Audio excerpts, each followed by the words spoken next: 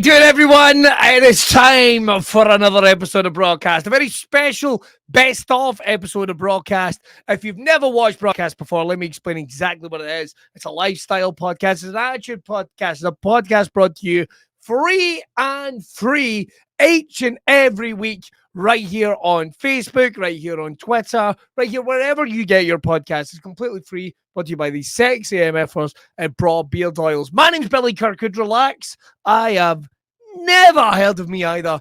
But what happens is each and every week in the show, well, we always bring you something a little different. Sometimes it is me, my colleague Tragic O'Hara, just chatting over all the events of the world, trying to make you laugh. And then other days, what we do is we get on weird and wonderful individuals from all around the globe to talk to them about their journey in life, what they're up to. And we have had MMA fighters, we have had pro wrestlers, we have had comedians, we have had singers, we have had barbers, we have had a little bit of everything. And that's what we're bringing you in this episode, right? So this is a bonus bumper episode where we're going to put 3 of the archive interview episodes and smash them together for you so you can listen to them. I don't know, maybe you're going on a long drive, maybe you're just wanting to take your time getting to work. So this is going to be a big old bugger of an episode. So who we've got in this episode for you, we've got the wonderful Jerry Taylor, whatever way we want to talk about it. He is a writer, he is a comedian, he is an author. We're talking to him a little bit about his new book and the singing I'm No Billy, He's a Tim.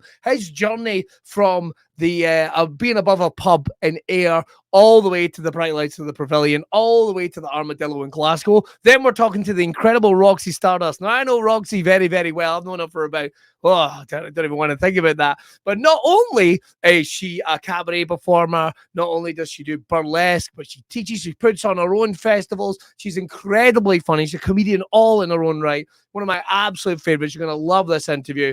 And then finally, we're going to be talking to the marathon man himself, Ben Smith. We're hopefully going to get an update with Ben and how everything's going on with him in maybe like a couple of months' time. But we wanted to bring you this, and we are on the road to the 10th anniversary of Braw Beard.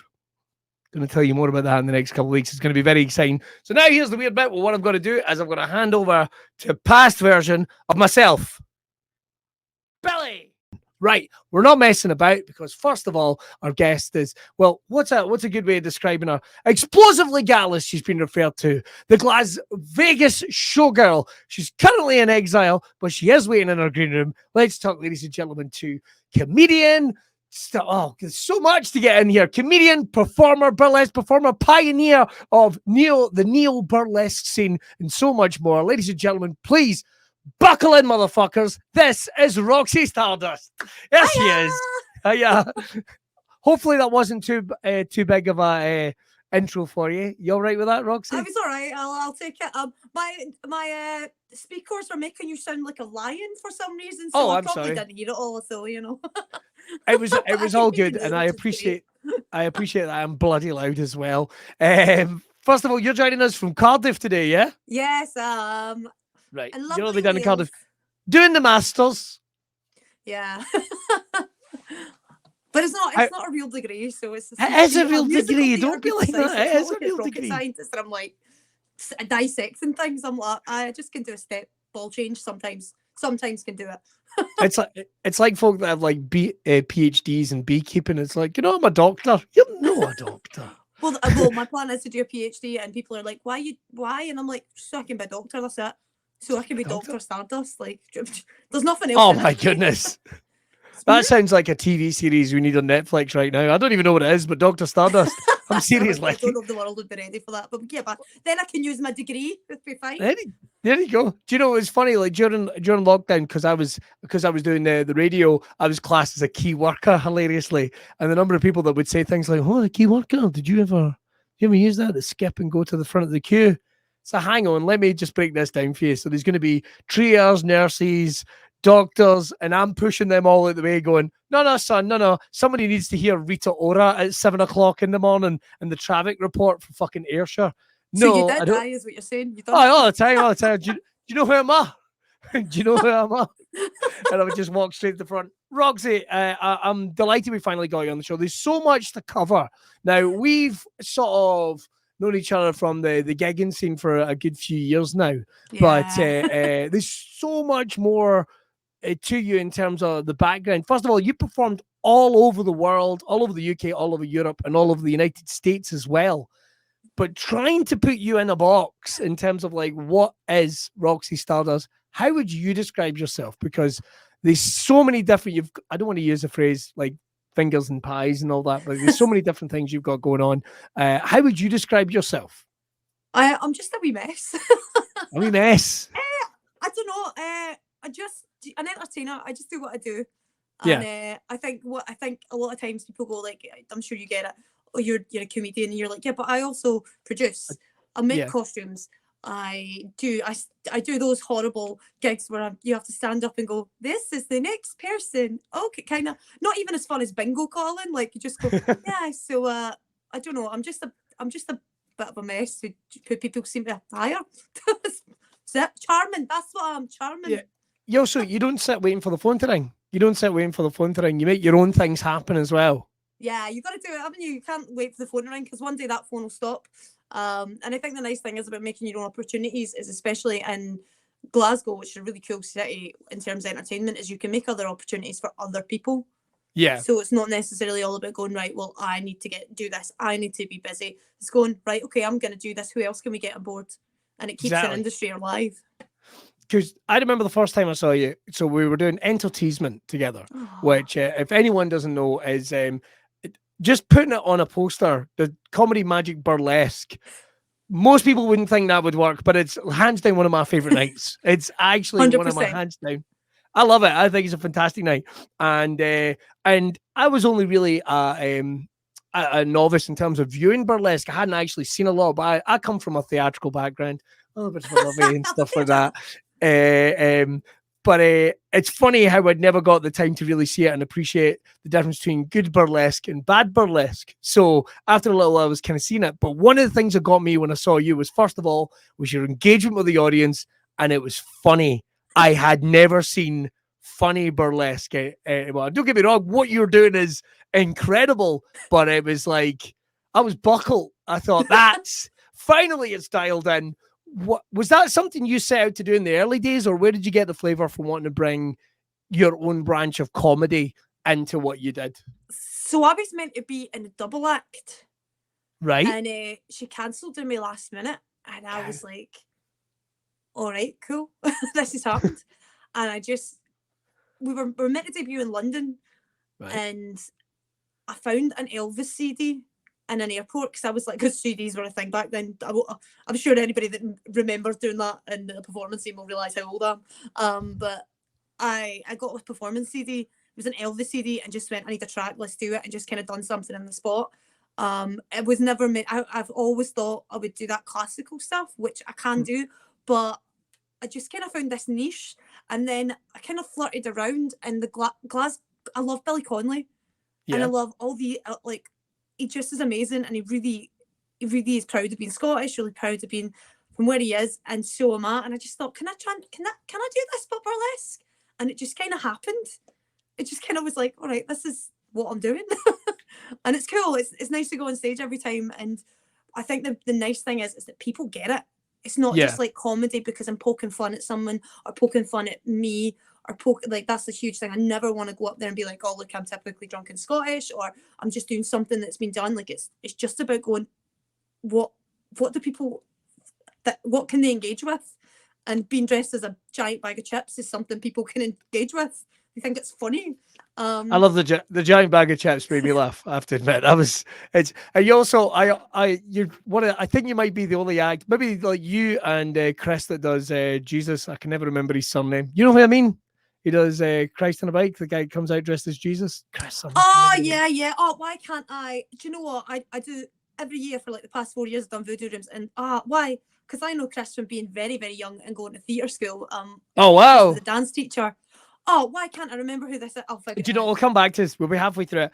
But I think it's probably one of the things about your act is I love coming on after it and going, now, on Monday, you're going to go back to work and try and explain what you just saw, and you're not going to be able to manage it.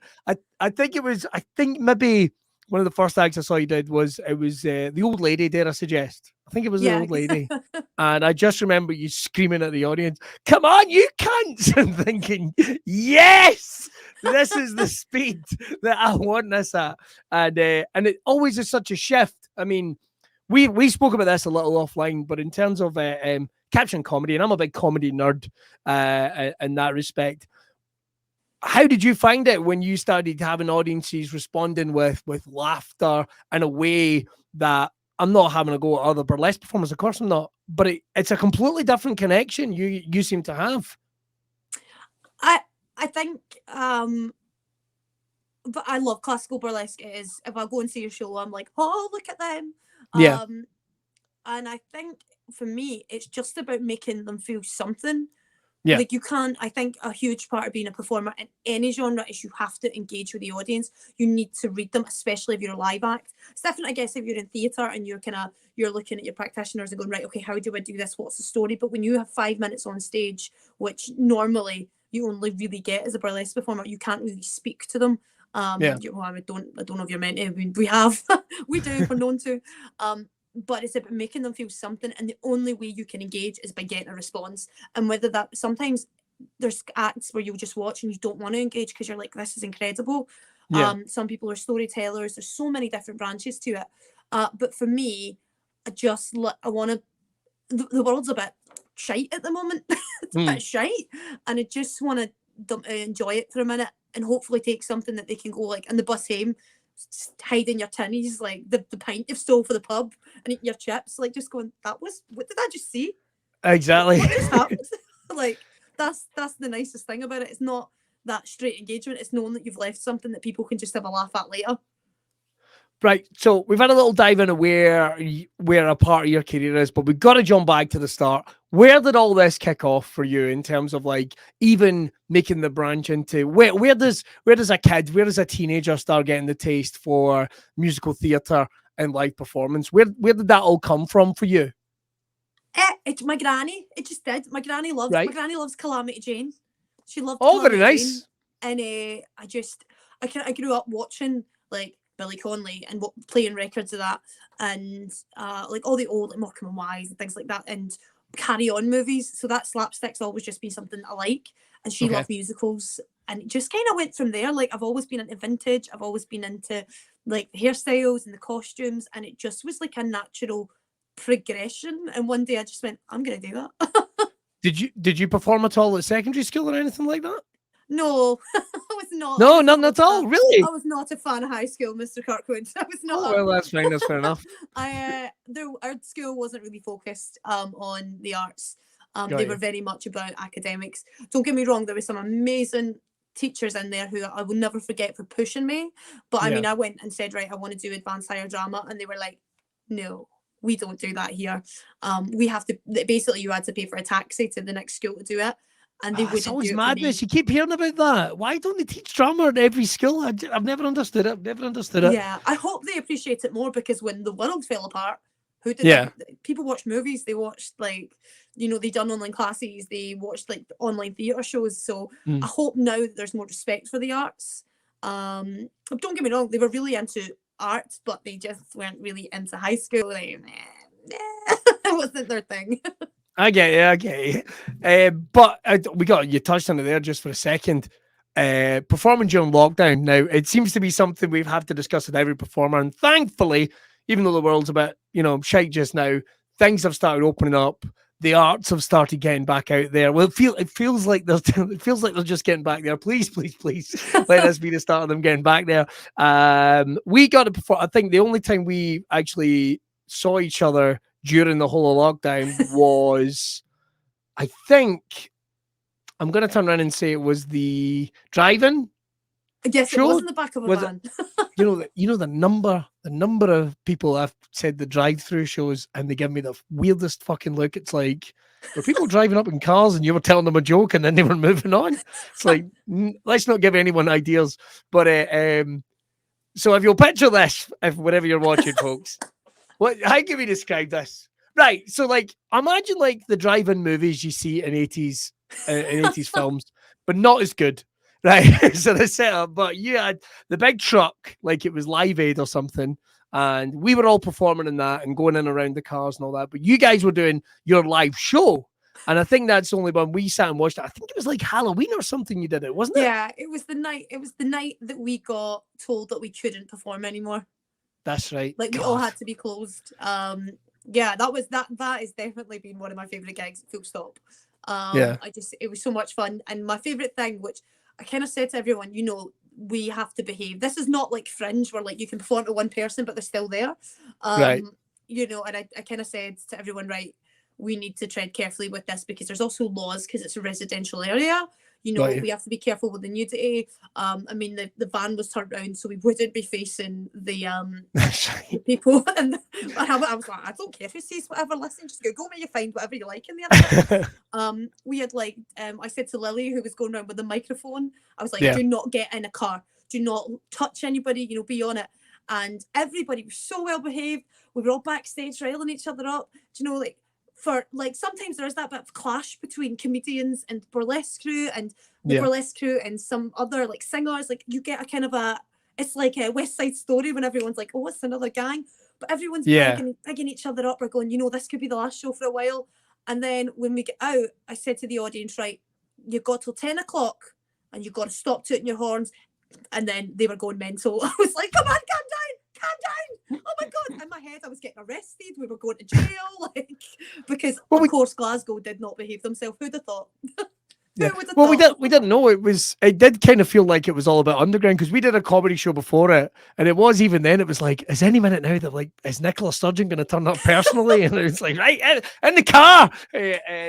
But you guys went out in freezing cold because if I remember correctly, I think it was late October, maybe early November, even something like that. Yeah, it was absolutely freezing.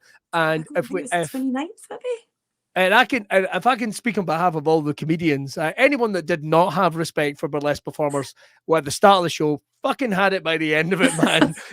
You guys going out there and doing your thing with a big screen, by the way, just in case anyone's wondering, there was a big screen. It's just no somebody in a van with a car park. But Glasgow, like you say, didn't he behave itself? But they turned out in style for you guys, and I thought it was bloody great. But how was lockdown for you guys? Because obviously for performers, hey, it was a bleak time because we didn't really know. Everything suddenly, boom, got shut. And even though McDonald's and all that was back open in about 2 months, for us, they were next to nothing. But you kind of turned into the curve because you started doing some online stuff as well. Yeah, we did. I had a day off, which was nice for once. But I was in a funny position because even though I'm Glasgow based, I was studying and working in Bristol at the time, and then I kind of came back to Glasgow. Then I moved. Well, I was working in Edinburgh, and then I moved back to Cardiff. So I was kind of between everything. We started doing stuff online for the first 3 weeks, and I think we said 3 weeks. We're going to do these shows, we're going to do interviews, and that's it. We're just going to keep it working. And then it just kind of stopped happening and it just kept going. Like it did feel for like a bit there was no hope, like we were never getting back. But people banded together. And I think what was interesting, especially for burlesque, is that people had to do something else. They had to turn to we had to learn to make videos. We had to learn to do like special effects and learn how to work things like StreamYard and Zoom, and there was a whole new outlet. Now the cool thing is that I will always, especially for our festival, I will always do an online show, and it brought so many people together, like people who didn't want to see the artist die, who didn't want to see like people miss it.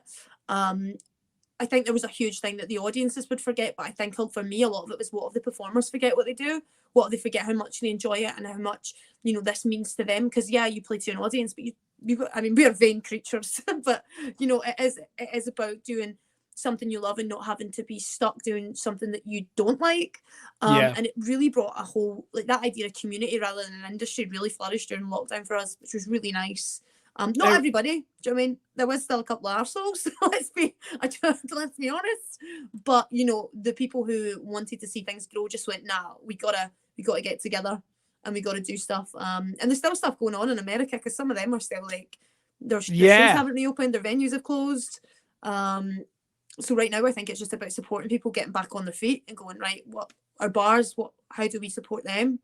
If it takes 20 quid off my fee, then I'm going to do it because at the end of the day, they supported me as a performer. Yeah. When things were happening. So, I mean, me personally, I'm like, I want to give back. I want to go, right, what can I do for the things that were there beforehand so that we can have a future?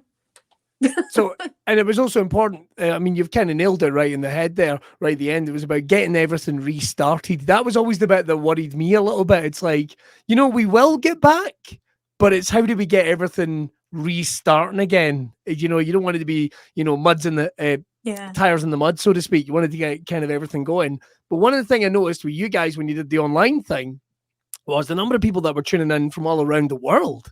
I mean, Yeah. people were getting engaged from all around the globe, and that must have been that must have been something to put a little fire in your bellies to keep things going when when you were seeing that engagement from around the globe. Yeah, it's really cool. I think we are lucky in a sense that we are visual. So even if people don't really understand, I mean, when I host abroad, people are like, we don't know what you said half the time, but we liked it. And that kind of came across. I was like, do you know what to do? Put up the automated subtitles. That's all you need to do. And that Yeah. would be great, especially for Glaswegian. But I think because we're visual, people began to go, this happens everywhere. It's not just our little pond. It's not just our little niche. Like there's Yeah. so much, and we got to see like the different genres of performers from all over the world. And when you're getting people tuning in from like Australia, this is why I want to keep it up and keep doing it. It's not something I ever thought we'd reach. I mean, we're very lucky during Festival Burlesque is that people will travel. We're very, very lucky. I mean, we've worked hard to get to there, but to know that it was just at the end of someone's fingertips and they didn't have to pay a lot of money for it was just amazing. And I think that's a huge thing with burlesque, is being accessible finance wise. So that made me go, yeah, cool, we can do this, we can do it online, people like it, and as well it's not leaving them out of pocket to come to a show. Yeah. Which was really nice. It becomes really all inclusive as well. Like if somebody, they can't get a babysitter, they can't get out of the house, maybe they've got that bit of anxiety about going out and seeing live stuff, they're still able to tune in and be a part of the community. But I thought you guys did an amazing job. We got to talk about actually the burlesque scene itself, and we talk about the comedy scene, because we did hint on this a little bit, and you and I have talked about this before, how they can be the sharks and the jets. I don't get it, man. I don't get it at all, because comedians can be a bit weird with burlesque performers, and I'm sure it's vice versa. I don't get it because I consider there's so many wonderful comedy performers on the burlesque and the cabaret scene, especially. But yet comedians would go, "Oh no, they're not doing jokes about the difference between men and women," and which apparently there are many. So I'm told, and it can be a bit weird, but how is the community itself in order to interact with for the burlesque community? We've got to talk about that, because I mean, obviously, I'm sure you've got plenty of wild stories about gigs, because I love a bad gig story, probably more than a good gig story. Like if someone turns around and says, "Oh, I did a gig last night, 800 people at the theatre, smashed it. I deserved that after I died in my hole in a Drawson." Tell me about a Drawson. I'm dying to hear about these stories. So you got to give me one of your favorite gig stories, and you got to give me one of your least favorite gig stories. It's a wee bit of a rule I have here with performers. What's one of your favorites? What's one of the ones you look back on and you go, boom? Favorite is, without doubt, Balance. Yes. Favorite. I can't even, like, it's not even a story where I can go, it was just, I mean, it was an amazing show, but it was the balance. Yeah. You can't, like, we were the first burlesque show there, and Elliot Bibby was the first magician, and we were on the same, I think we were the night after you guys, with the Comedy Awards. All right, yeah. And I was like, this is a good weekend. Like, this is something that hasn't been done in here before.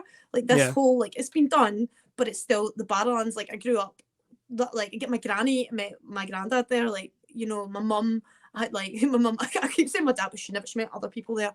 And, like, it's such an ingrained part of, like, who we are as Glaswegians. And to be like, wow, and to see people walk in and go, are we actually in the Barrowlands right now? And I was like, I know. And I've paid for it. I don't know what to do.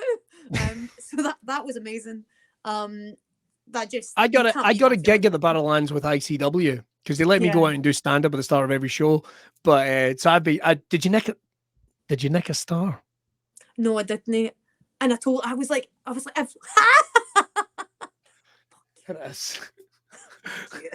I was gonna pinch. Next time Connie, I'm in, I'll but get I you was one. like, no, I didn't, because I am a respectable human being. That one, would you believe that fell off into my bag? Oh, I can. It happened to David Bowie, so why would it not happen to you? Exactly. Or like I knew two members of the staff of the Barrel Lads that argue like cat and dog about what the actual David Bowie story is. Like back and forth. It's like two completely different versions of it. We actually did the comedy awards. So I'd done like ICW and I'd done stand up in there, but I actually hosted that comedy awards and it was shite. So but you guys blitzed it the next night. So that was an amazing story. What's a bad one? Come on. I'm always Oh, interested. this sounds a bad story. Let me rephrase that. Sometimes I think when you do a gig and you know that it's maybe not perfect and you kind of learn to enjoy it anyway. Otherwise, why would we be doing this job, right? But You've done what was Fringe, it? right? Well, there is. But what was Um, it when it is about the gig that you maybe go when you're telling the story to someone, they're going, why did you do that gig? Have you got any like I that? do have loads of them. But when I was just starting performing, I got to Right. perform in a venue that for a show that I was really excited about, because I was like, this is cool. This is one of those shows where you go, right, I've made it. This is it. Right. Like, this is me moving up a tier, and you get it. Like, when you get your first like slot at the stand, it's Yeah. not on Red Raw. It's like, right, this is cool. Or like when you get booked for entertainment, you're like, right, okay, this is an established show. This show sells out. And I was pretty new to performing, and the theme was French porno. Nice. And I was like, all right, cool. And she just booked an act that just didn't really say French porno. And then someone stole all my clothes. So I'm standing, and obviously a big part of the show is taking your clothes off. And I'm performing, but I'm watching this guy thinking he's the stage manager.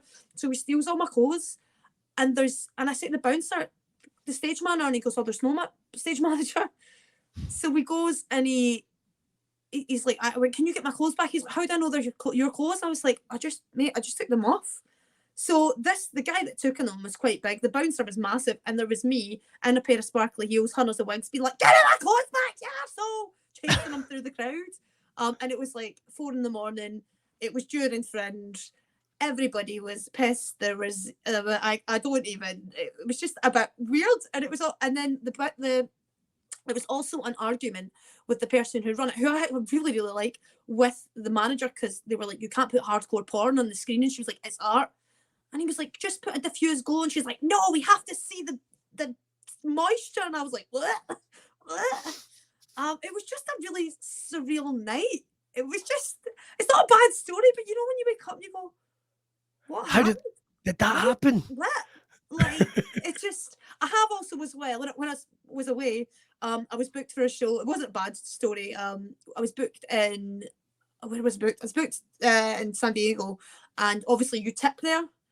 But Yes. no one told us that was a thing that happened in a burlesque show. And I showed up. I was with Lily Blue, who's from Bristol, and we showed up, and she was dressed as Where's Wally, and I was dressed as in my Scottish outfit, doing assholes.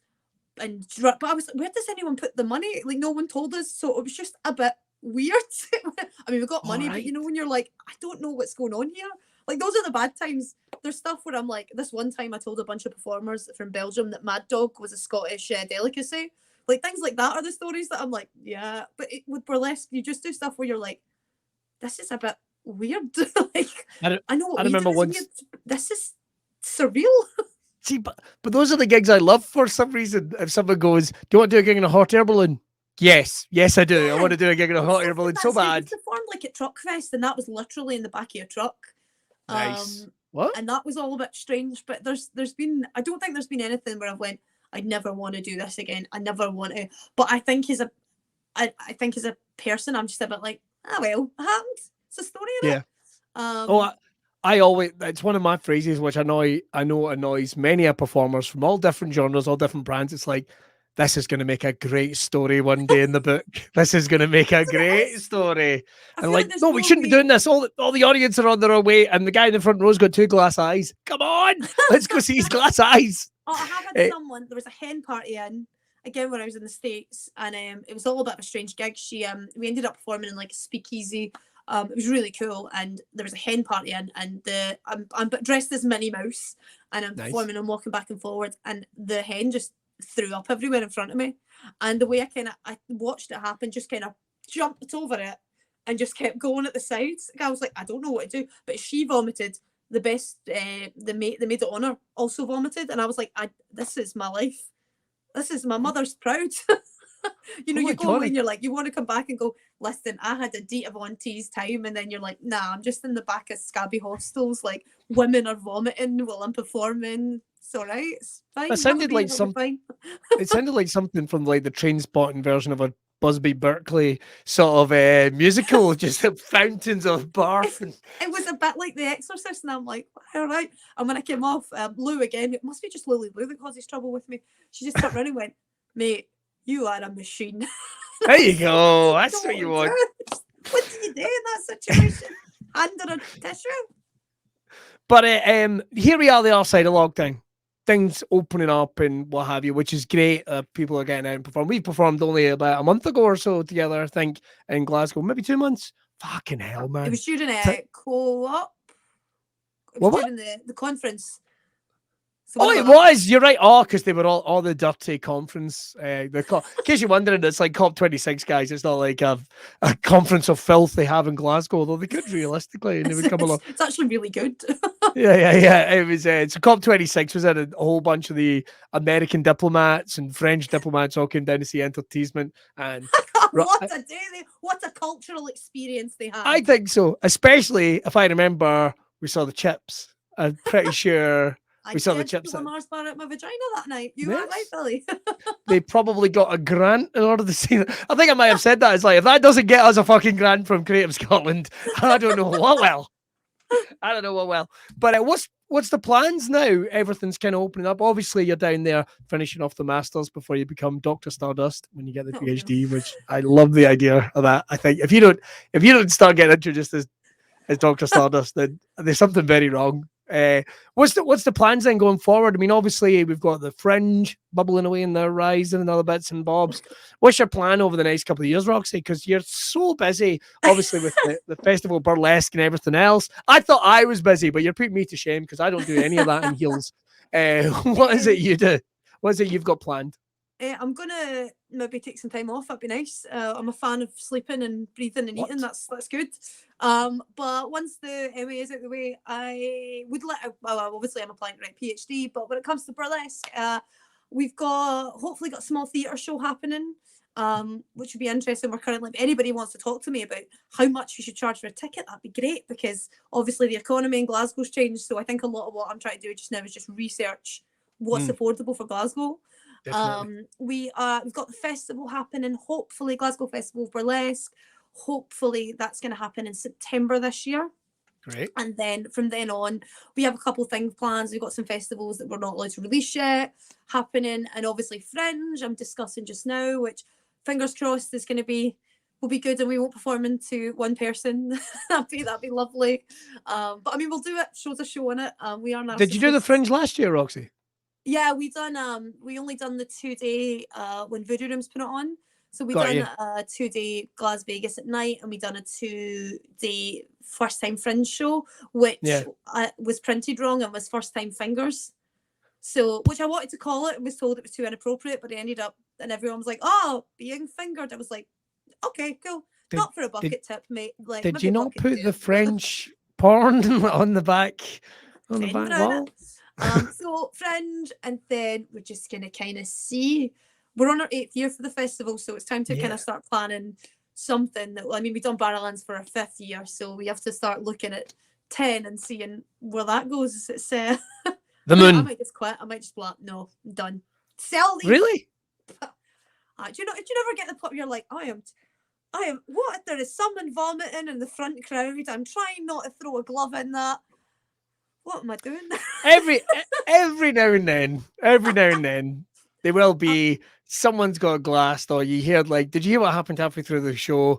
a woman shouting a pizza box and going, maybe this is it. Maybe I'll go and breastfeed kids that are starving or something. I've thought that many. Did that happen? Because that definitely sounds like something that could have happened. Oh, I remember doing tea in the park a couple of years ago, and a woman shouting a pizza box, and because one of the acts was on stage and everyone was distracted. And they went, "It's the woman's." And I do remember thinking, "Going, and didn't do it on the ground, like that's." Nah, that's she didn't in the box. She was a lady.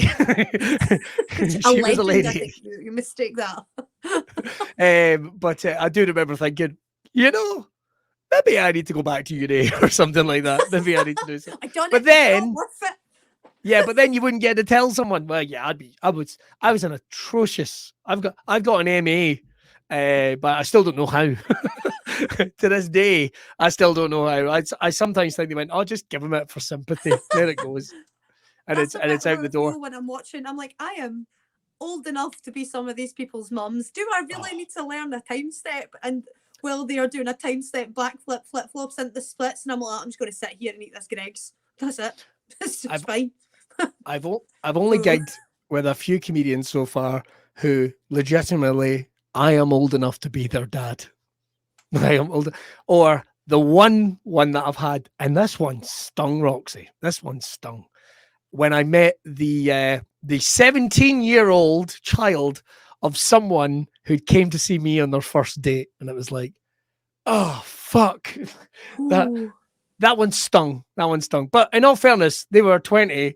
Literally, they got married within the year, had the baby. So it's not as bad as it sounds. I mean, I love that it's like, let's justify it. Yeah, I think the only phrase I could think of is this. Well, I've never had my comedy make anyone horny before, but there it is. You guys, let's go for it. Ben, I really appreciate you taking the time, and I couldn't help but notice that you even have the training equipment behind you. Is it just haunting you almost? Have you? But it's always there, It's always there in the back of my mind, near enough, No, I was on it this morning for 2 hours. I train 6 days a week at the moment, 2 of which are absolutely brutal days, and there are the other 4 are slightly less intense. What is your preferred day off? Wednesday's my day off. Right. Yeah, so that's Wednesday's my day off. I get a recovery week, one in every 4 weeks. Okay. But that recovery week's more like 10, 11 hours worth of training as opposed to 30. So, oh my goodness, yeah. There is so much to unpack here. So I tell you what, we will plow straight in. First of all, as I just said before we started recording, I'm working my way through the book, first of all, which probably I think has one of the most incredibly hard-hitting impact sort of subtitles in terms of the man who ran 401, performed 401 marathons. And is it 401 days? Yes, yeah. Ran them in 401 days, yeah. Oh, so my 10 days goodness. off as well.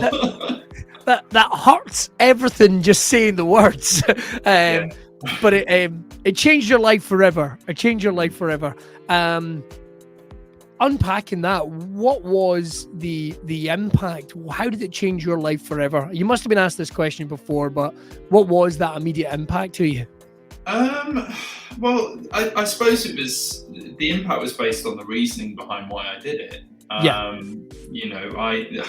Before anybody kind of hears 401 marathons in 401 days and think I've been a runner for the whole of my life, I haven't. Right.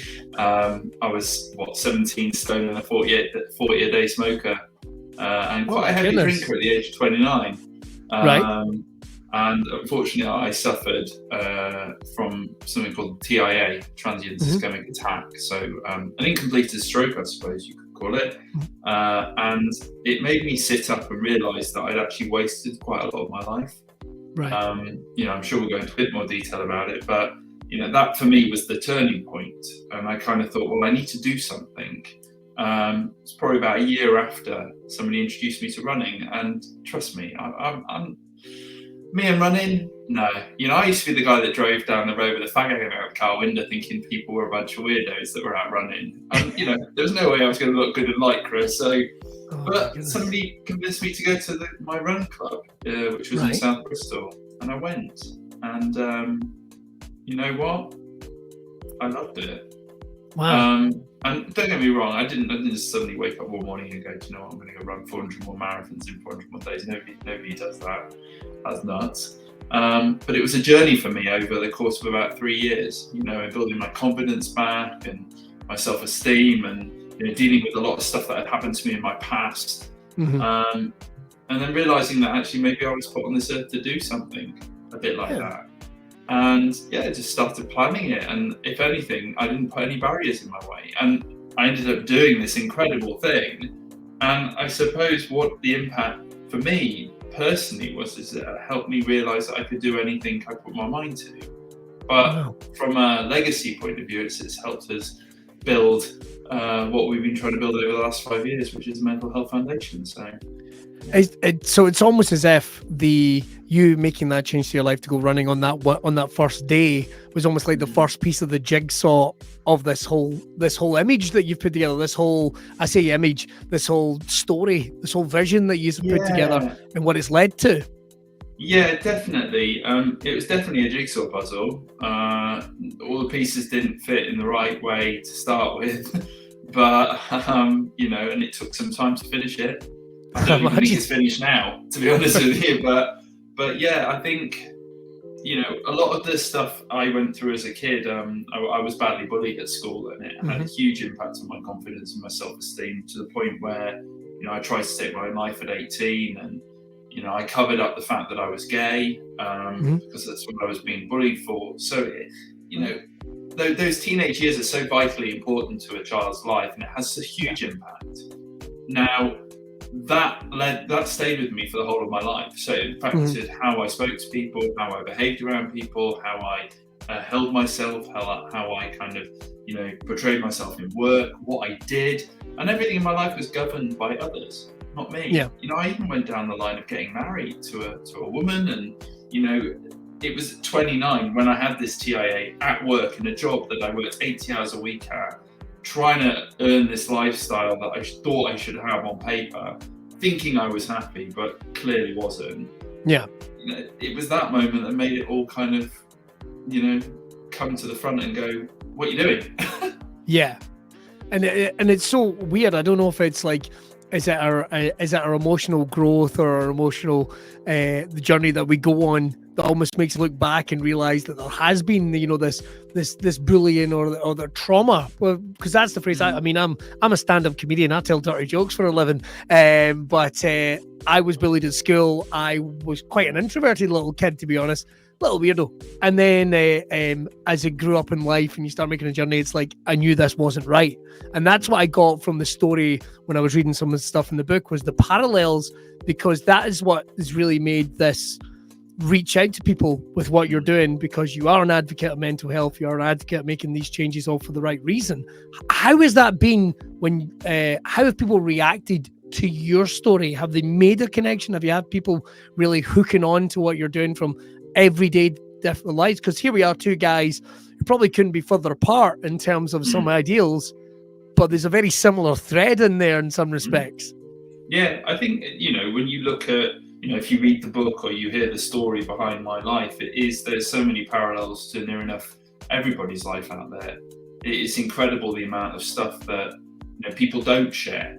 They portray what they want to portray because either they see it as a weakness or it's not something they feel comfortable in sharing.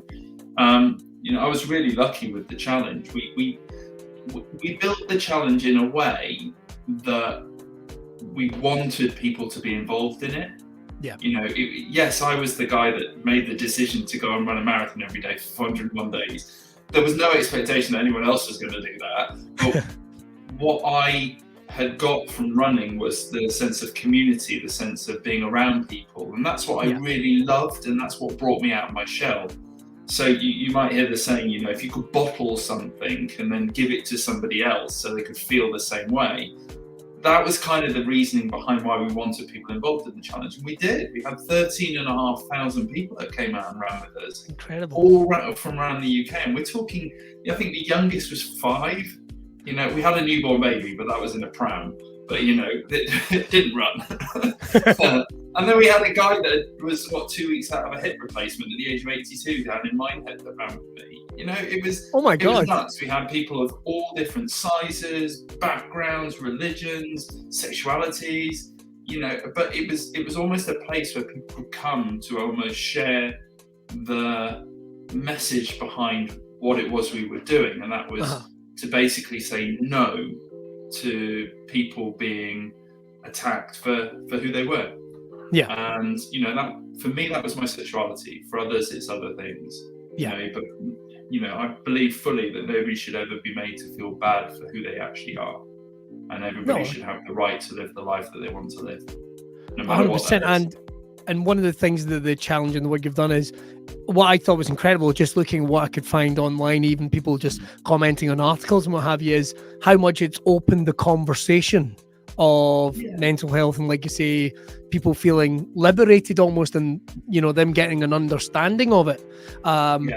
In terms of putting the challenge together, we'll bounce about a little bit, I'm sure, but in terms of putting the challenge together itself, the first question, and I'm sure you've been asked this, where did the number 401 come from? Because I was curious, why not 399?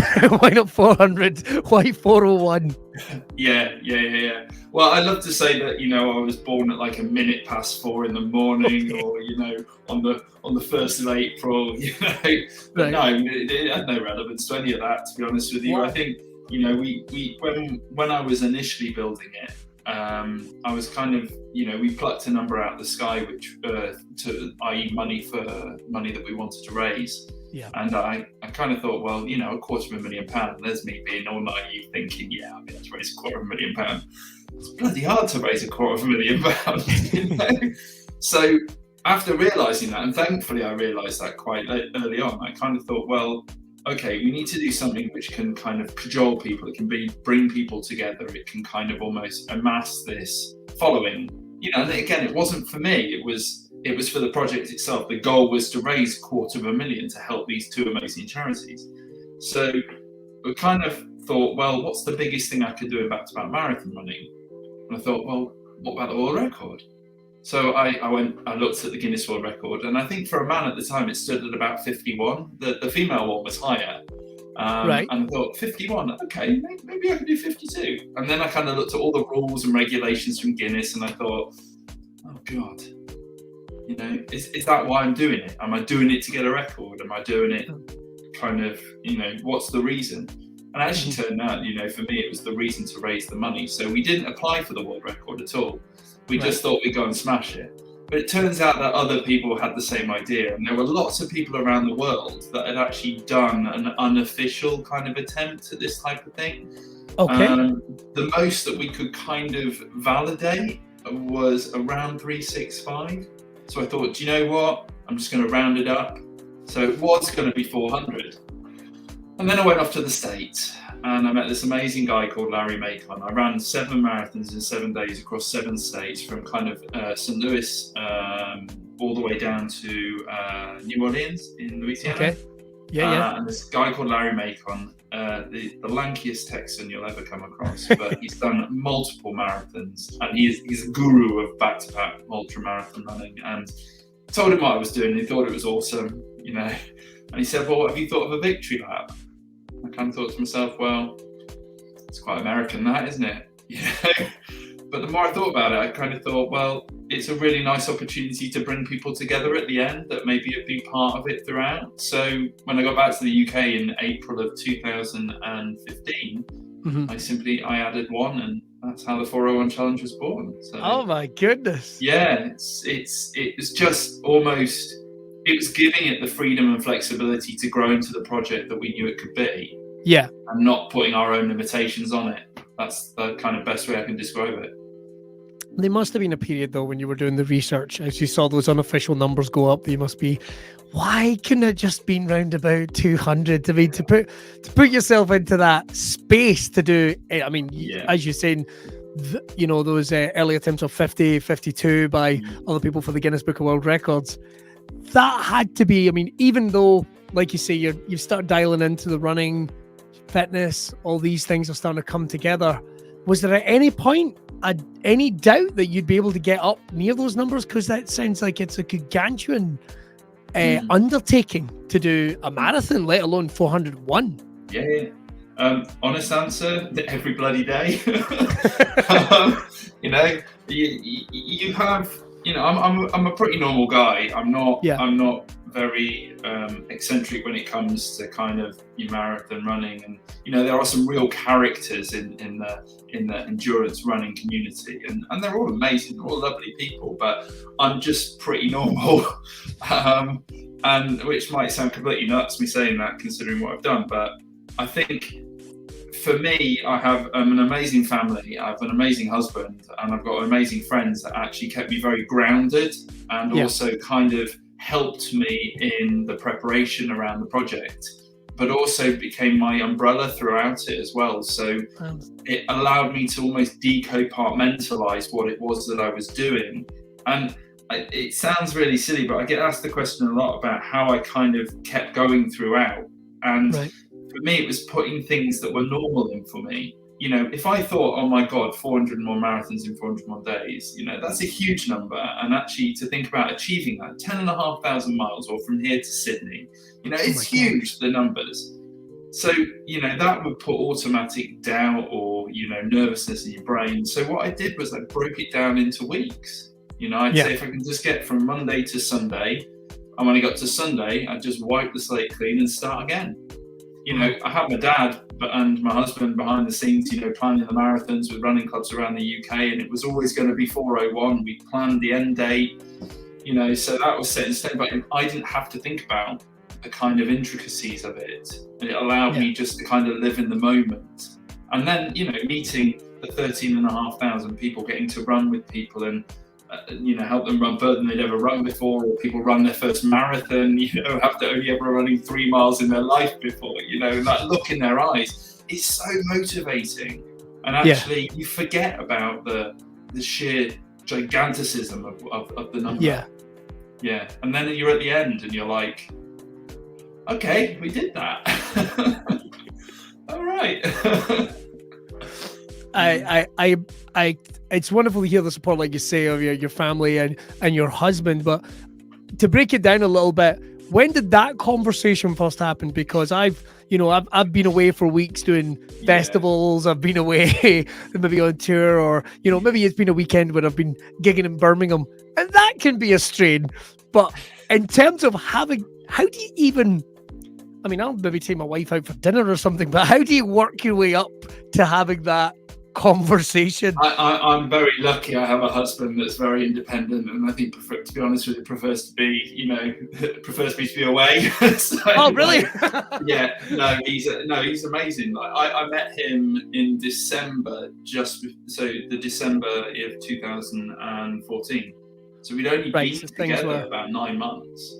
Yeah. And I remember our first date, which was in Western Supermare, by the way, great. It's only down the road from where I live. So I kind of told him what I was going to do because I knew I liked him. And I thought, and he didn't bat an eyelid.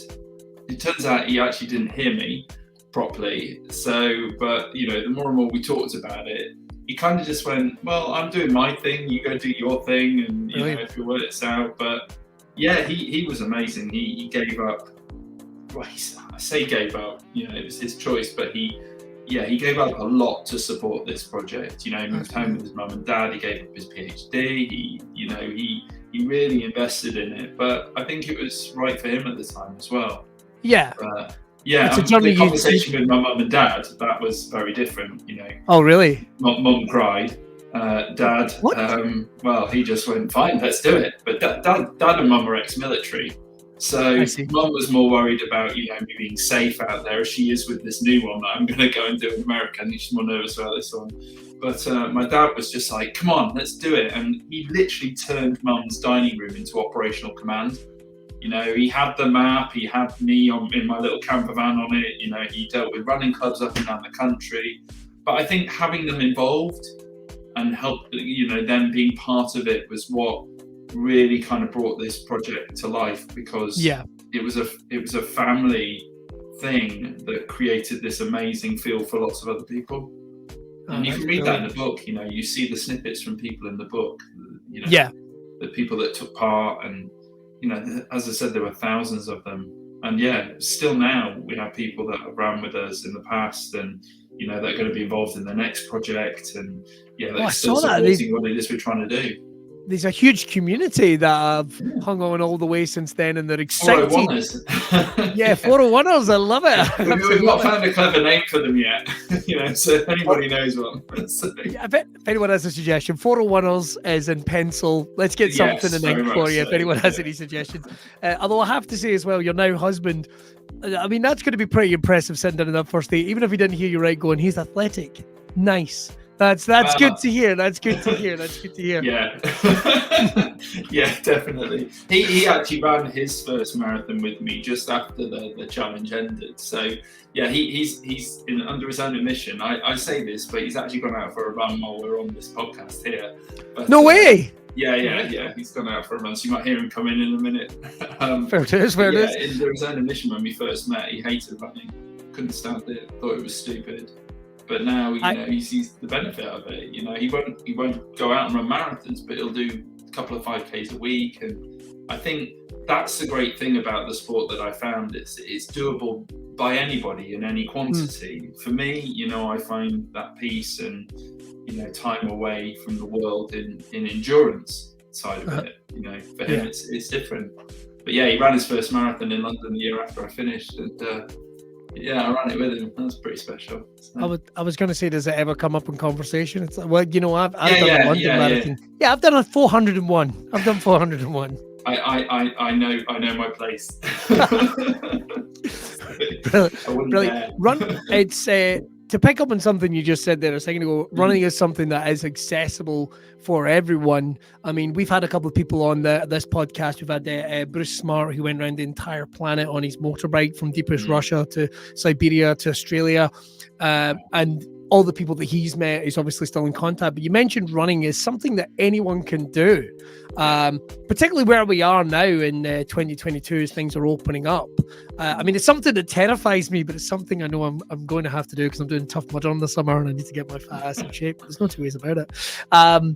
I have to ask from someone, and it'd be ill of me not to ask someone who has done 401 marathons and counting. What would be your advice for anyone to get started? Like, seriously, and I'm not, you know, I've got the trainers are sitting there, the shots are sitting there. Let's go. What are we doing? I think it's, first of all, and this is me being quite serious on this, is that first of all, I think it's you figuring out whether or not it's actually something that fits with you.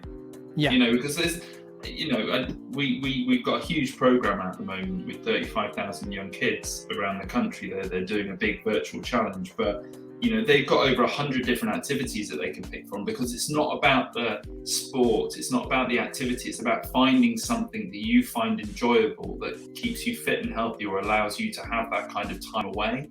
Yeah. So for me, that was running, and I find it in cycling, I find it in other things. You know, my other half loves walking. I can't stand it. It's too slow. You know, he likes reading books. I'm not a massive book reader. So I think the first thing would be is figure out whether or not running is something that you want to do. A lot of people feel because it's so accessible that it's something they should do and it's something they have to do. But actually that's not the case. You know, there's hundreds of activities out there that you can get involved in. But if you're interested in running, you know, it's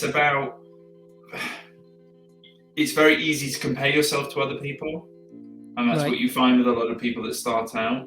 You know, they think they should be better than what they are, or they think they should be going farther than what they are, or faster than what they are. And actually, it's got nothing to do with that. You know, there's an amazing app called the Couch to 5K app.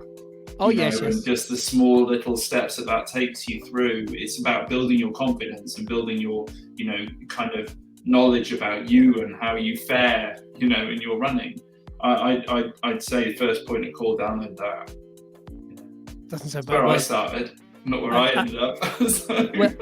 Well, I'm not saying I'm going to do that straight after this, but I'm probably going to do that straight after this. But but it's great advice, like you say, getting engaged, finding the activity that connects with you. Because if you don't enjoy, I mean, I know some people have said in terms of running or cycling, it's almost like a walk-in meditation for them. They just find themselves getting away, being in that space, unpacking things in their head. I mean, it's great for your mental health as well, of course.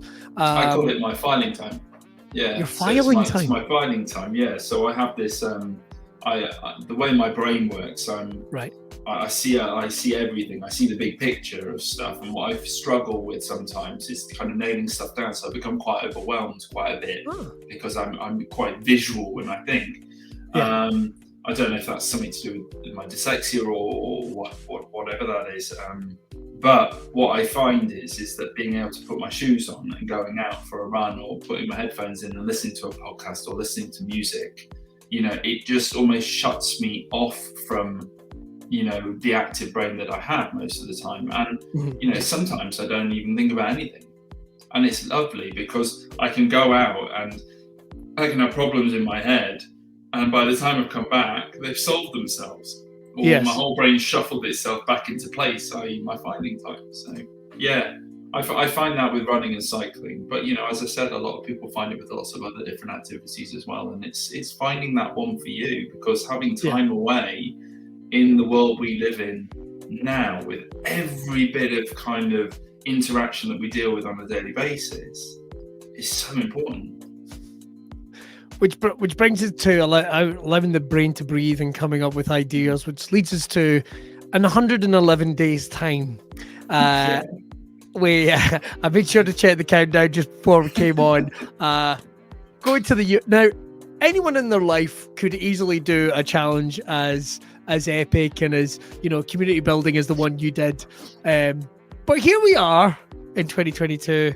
What are we going to do? I feel like I'm asking you to explain yourself. What are we going to do? Okay. Well, what are we going to do? No. What are you going to do, Ben? Yeah. I don't want to come back to anything. What are you going to do, Ben? Yeah, so, it was the challenge that we've got set for summer this year, which will start on the 12th of June and end in September. It was supposed to happen a couple of years ago, but obviously because of the big, we don't say the word, but we all know what that word is. It got pushed back, unfortunately, and almost didn't happen. But I'll be going off to the USA this year. All the accommodations booked, all the flights are booked, the visas sorted, so it's all nailed. But I'll be going to run and cycle 11,500 miles across all 50 US states in 88 days. I think it is. Yeah, 88 days. Yeah. So that's 40 marathons and, shall we say, one big bike ride. So there's the 401 in that. So, and it's to raise £104 for the mental health charity that we actually now run as the legacy to the 401 challenge. And that is to build the world's first mental wellbeing app that will help you manage, maintain and treat your own mental wellbeing by linking you to local community initiatives in your area. As we know, that the stresses and strains on the National Mental Health Service at the moment is just huge, and actually giving you the freedom and flexibility to find something that kind of fits with the way you feel at that point in time, I think is vitally important, and may end up helping us. So, certainly something that, like you say, itself an app that would be accessible to everyone, and also have to ask. You're going to do the 88 days. Yeah. Will there be a victory lap on that, or will it? No, we haven't got the time. Unfortunately, we've only got 90 days to do it, because we had a bit of bad news before Christmas. We were going to be doing it in 120 days, and we were. But unfortunately, the US Embassy, we were to go out on an extended stay visa, but unfortunately, because of the word that we don't talk about, they're not interviewing for the extended stay visas until September this year. And obviously that's way after when we finished. So we had to make a choice as to whether or not to scrap it or to bring it down into kind of under 90 days. And we've done it. I'm in the middle of planning, the daily routes now, but yeah, it's doable. It's going to be tough. It's a solo project. There's times out there where I will have a couple of people that might be with me, but then there's a lot of the time where I'll be on my own. So, and that's scary.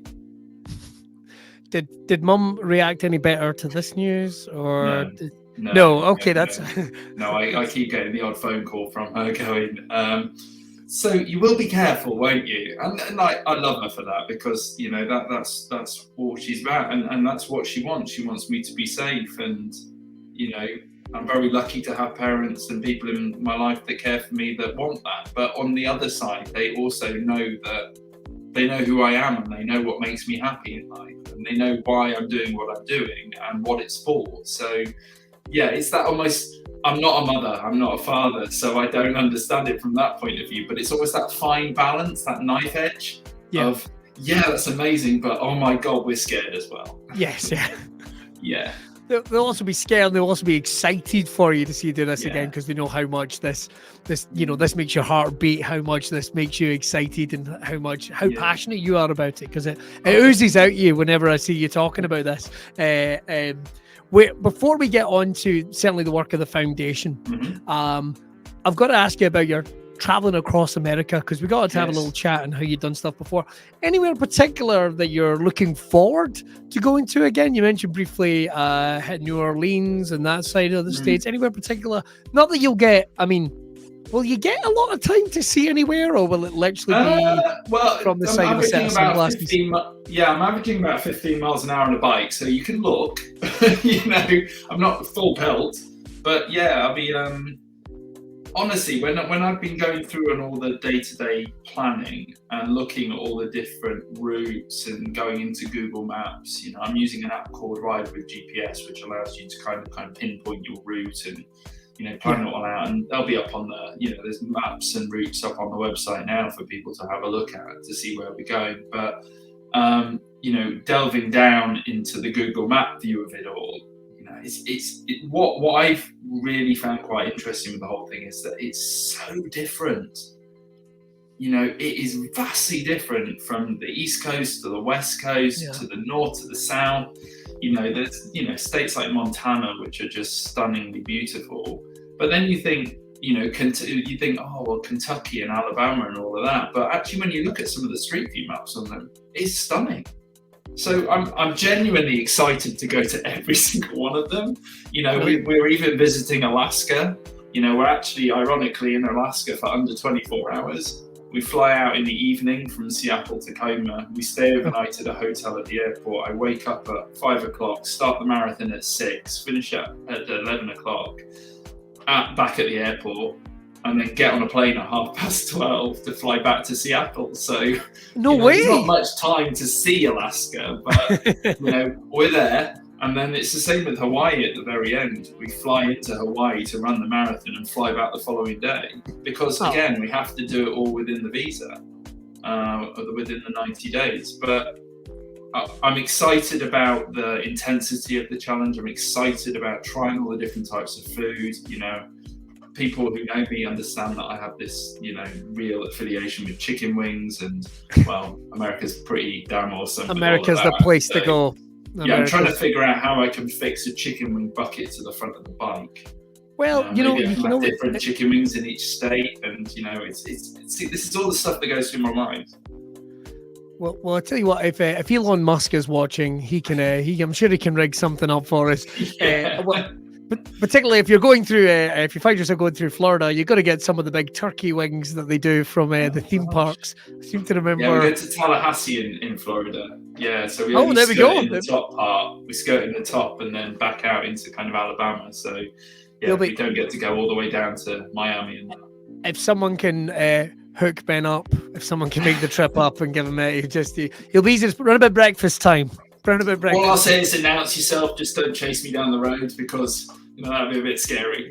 That is true. I never thought about it, particularly in the current climate of the United States. Maybe that would be a good thing.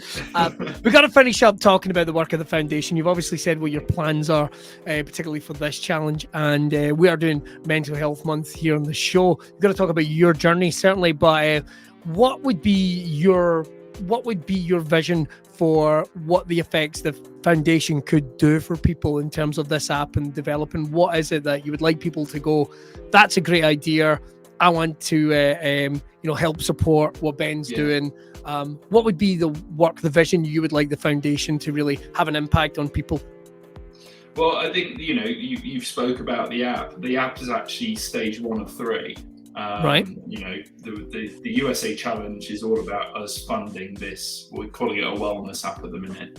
But what this app will allow what this app will allow is, as I said, it will connect you as an individual to local initiatives in your area that you'll be able to kind of then pick from to see, something that might help you with your mental health at that point. So that could be from resources to programs to professionals to, local community initiative groups, all these things that don't necessarily get a lot of publicity. And it's almost that kind of unknown.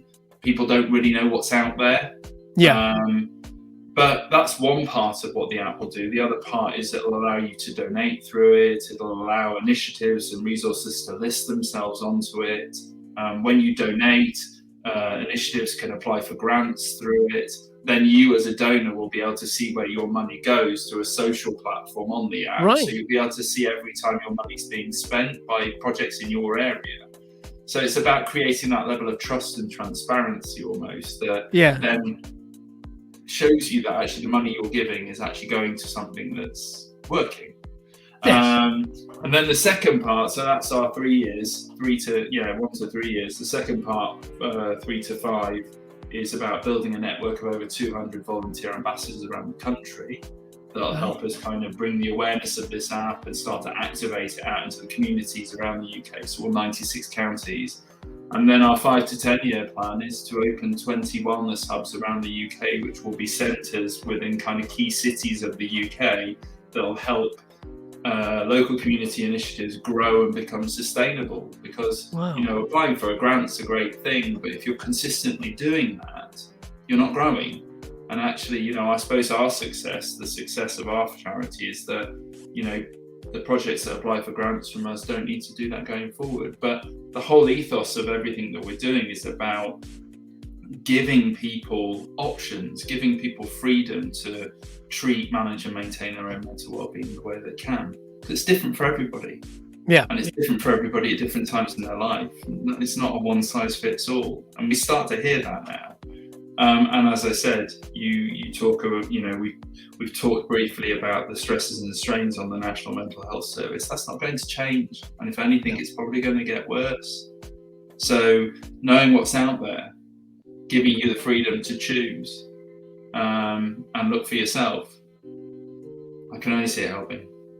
100%, and like you're saying, it's a conversation people are having more and more, and whether it is affecting you directly or it's something you want to help support, you guys are covering that straight. So people are being educated and being helped at the same time, regardless of where they are. That's incredible. I'm not going to lie, it's an ambitious plan, and it's not been done before. But I suppose that the one thing the 401's kind of got going for it is the fact that it is quite renowned for doing things for the first time.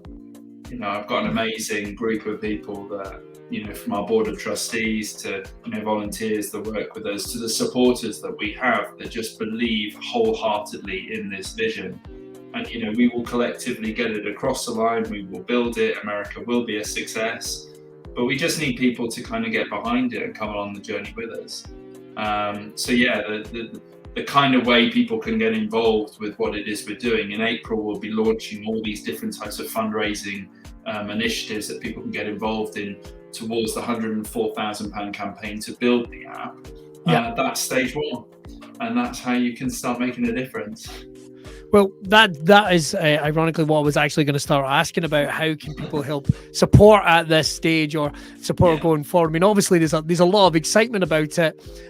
What is the best way for people to get involved this day? Is it to wait to April, or is it to track the journey just now and then make donations, whatever way they want to go about it? Yeah, I'd say the first step really is, if you don't already follow the 401 Foundation or the challenge on social media, you can do so, and that's either at the 401 Challenge or the 401 Foundation. And we post daily on there with regards to what it is that I'm doing for my training at the challenge side of things, and from the foundation what the vision is and what we're trying to achieve in the future. And then that traffics people back to each of our websites, and then from that, news and updates start coming out through the websites, and there'll be more news going forward as to how people can get involved. But first bet is just to follow us on social, really. Come along on the journey. It's going to be a wild ride.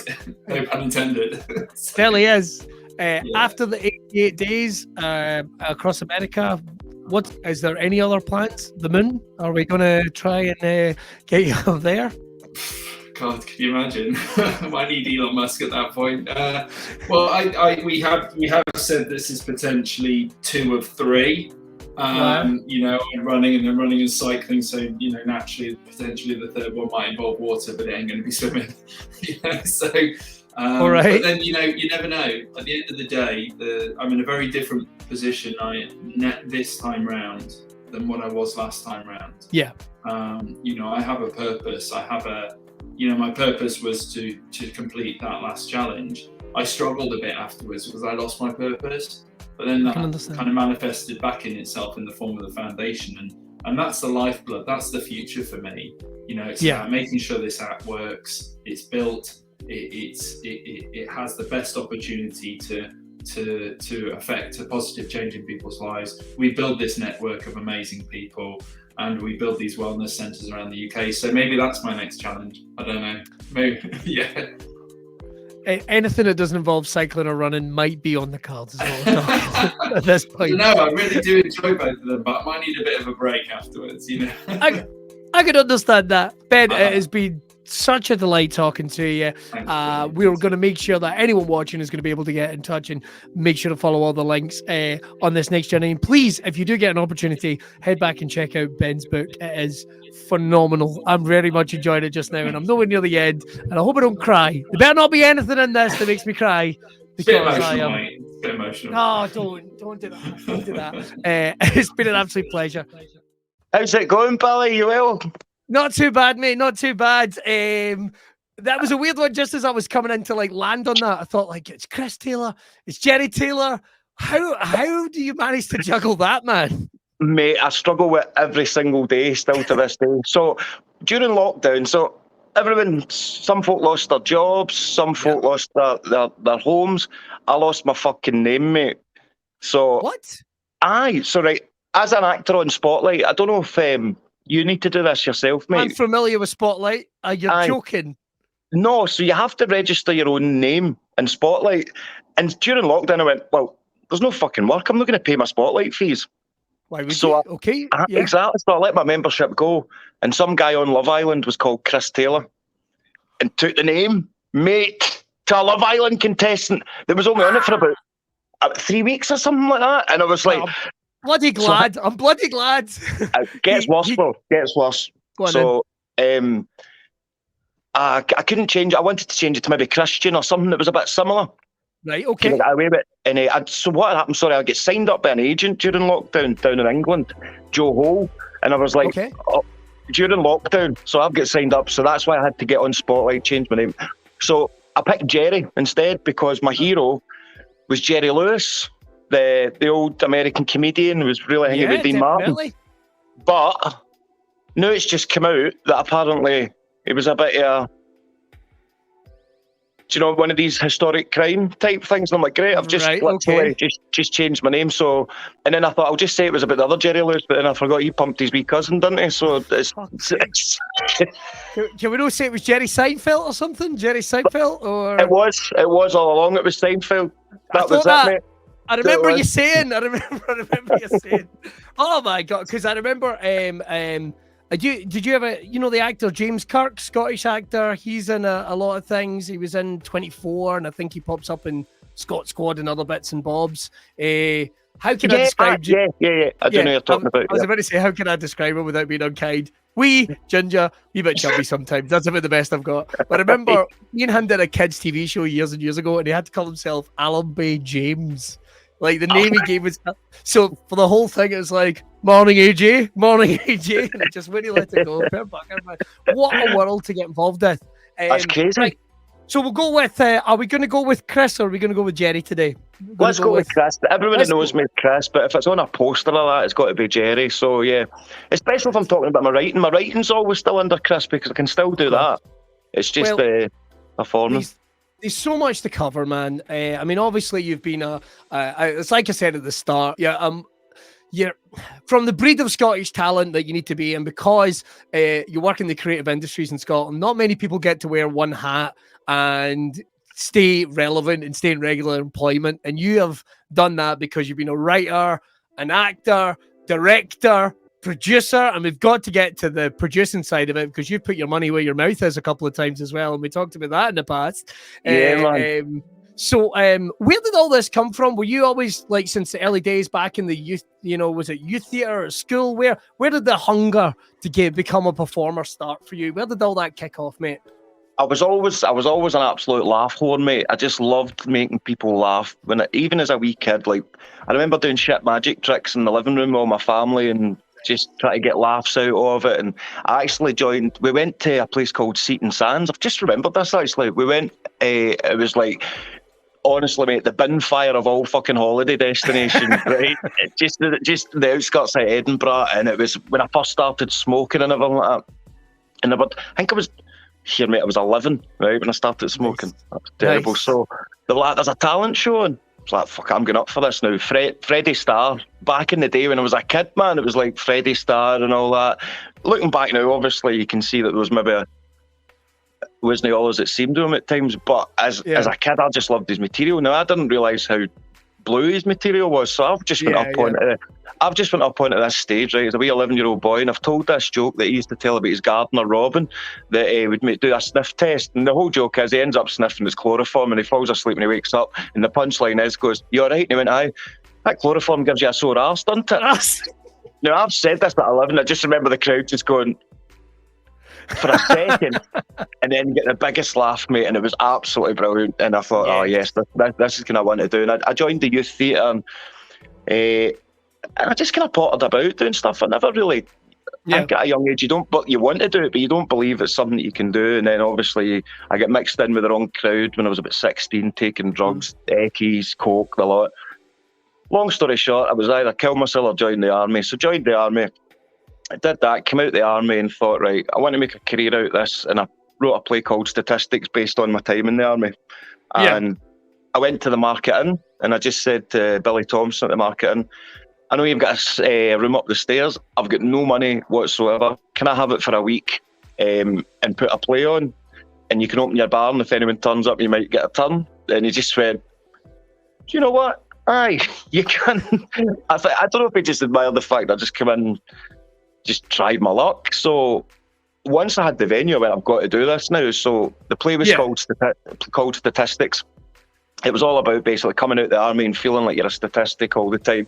And being working class as well, because a lot of my work's based on my new company's called Working Class Productions, my podcast called Podcast WC. And it's been giving back as well. Sorry, I'm going off on a tangent here. No, you go right ahead, mate. You go right ahead. Where was I even going? What was my... Yeah, we're talking about the podcast, coming out of the army, doing the show about the Market Inn. Aye, so came out of the army, done all that. Wrote, that's what I was writing about. And then we put it on and it sold out in a week. We actually had, so it was all set in a pub, so I set it. Everyone was sat round the actors and it was all happening amongst them. I wanted it to be like the cinema, mate, because all my pals, we wouldn't go to theatre, especially me, because I'll be honest, theatre bores the shit out of me unless it's something it's going to grasp me like the cinema. So that's why when I'm doing a show, I'll try and make a trailer for it, even if it's for theatre. So we had guns, like with blanks. I had to phone the police station, say, look, we're firing blanks in the Market Inn. Probably a few blanks fired in there over the years. And just really going for them. And don't worry, this is the Braw Cast one, darling. This isn't West FM. Mrs. just turned to me and she's looking at me she thinks I'm live on West FM. He's not live on West FM. Sorry, don't worry about it. Just go, she's like, that's an interesting way for that Billy Kirkwood to hand in his P45. She just said, I've been sitting here the whole time trying not to fart.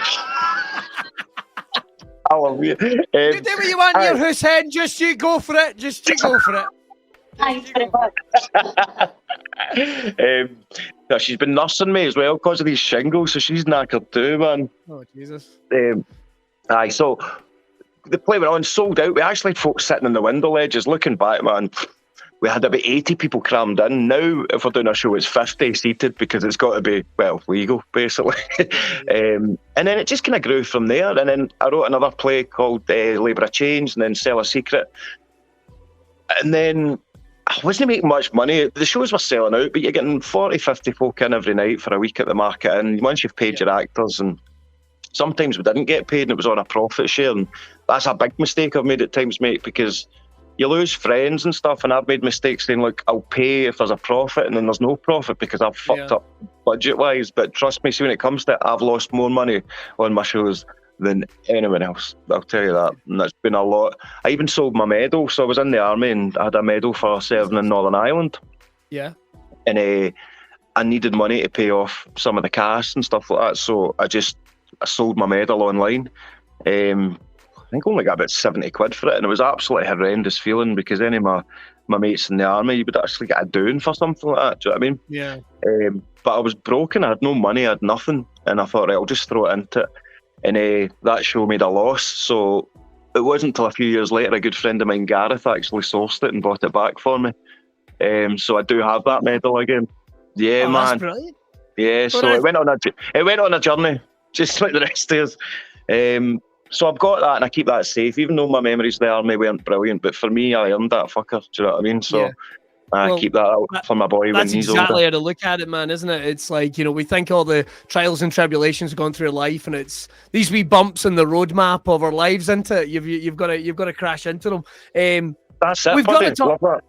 But you managed to get it's one of the things, like, so you were working specifically kind of in Ayrshire around about that time, but your work's getting attention, man. You're starting to get, break out into Glasgow, and it's and I'm not having a go at anyone that is watching that is specifically just works in Ayrshire. I'm a proud Ayrshire myself, of course, but it's nice to get a couple of miles under your trainers. Do you know what I mean? And it makes you better. It makes you better for coming home. Is always the way I put at it. You know what I mean? Because coming home special. It really is, man. It really is. And when you're staying here, it's like, I love the Ayrshire crowds, and this is my home. And like, if I was to get a choice, if somebody says any panto in the land, I would pick the Gaiety Theatre every single day, no matter the money, no matter anything, because to me that's my home, and I love that place. Yeah. But yeah, it did get to a point I was like, I see myself as a bit of a Z-lister in Ayrshire, and I was like, I'd like to become maybe a Z-lister somewhere else as well. So this all came about. I remember I was sitting and I just thought, right, there's no point in keep doing my own shows, for the reason is nobody knows who the fuck I am. If I phone up a Glasgow theatre and went, I've got this show, it's been selling out in Ayrshire, they go, where? And I go in a pub, they go, oh, right, okay. There's no credentials there, and I got that. I was like, how do I get these credentials? So I put on Facebook one day, I'd never seen the show, but and I'm saying it was my favourite show. I knew I loved this show before I'd even seen it. Singing I'm Not a Billy, He's a Tim. Yeah. And I thought, right, I wonder who's got the rights to this. So I just put it up on Facebook. I went, I've got no money. I literally had nothing. I was staying in my auntie's spare bedroom, mate. I was broken. Nothing at all. I was like, put on Facebook, who's got the rights to Billy and Tim? And Wilma Stark, a really well-known writer in Scotland who used to write for Take the High Road. She's an award-winning writer in Italy, all over the place. Lovely, absolutely love her. She lives over in Arran. And she actually messaged and says, look, Des Dillon holds the rights, and I think you two might get on. Hold on, I'll email and ask if I can pass your details on. So she's messaged along the lines of, I think you two might hit it off. Can I give the email? So I emailed him and said, can I get the rights to Billy and Tim? Just asked, right? And it's like, he must have been going, fuck, who's this guy? He says, no, I'm sorry, I've got the rights to Billy and Tim. I'm the producer. I take it out. I'm going, shit, man, right, okay, fair dues. So then I just went, have you got any other scripts that I can take out? And that's the difference between, I think, everyone else that had messaged them. They all went, oh, because everyone tried to get the rights. But I was the first. I think I was one of the first that went, well, what about your other work? Because if you obviously can write a great script like that. So he sent me a script called, quote, Cunt. That was the name of the script, CUNT, right? And it basically is about, as soon as I started reading it, man, I just fell in love with it. It's a feminism play. Right. And it starts off this girl, she says the word cunt in prison, and not in prison, in court.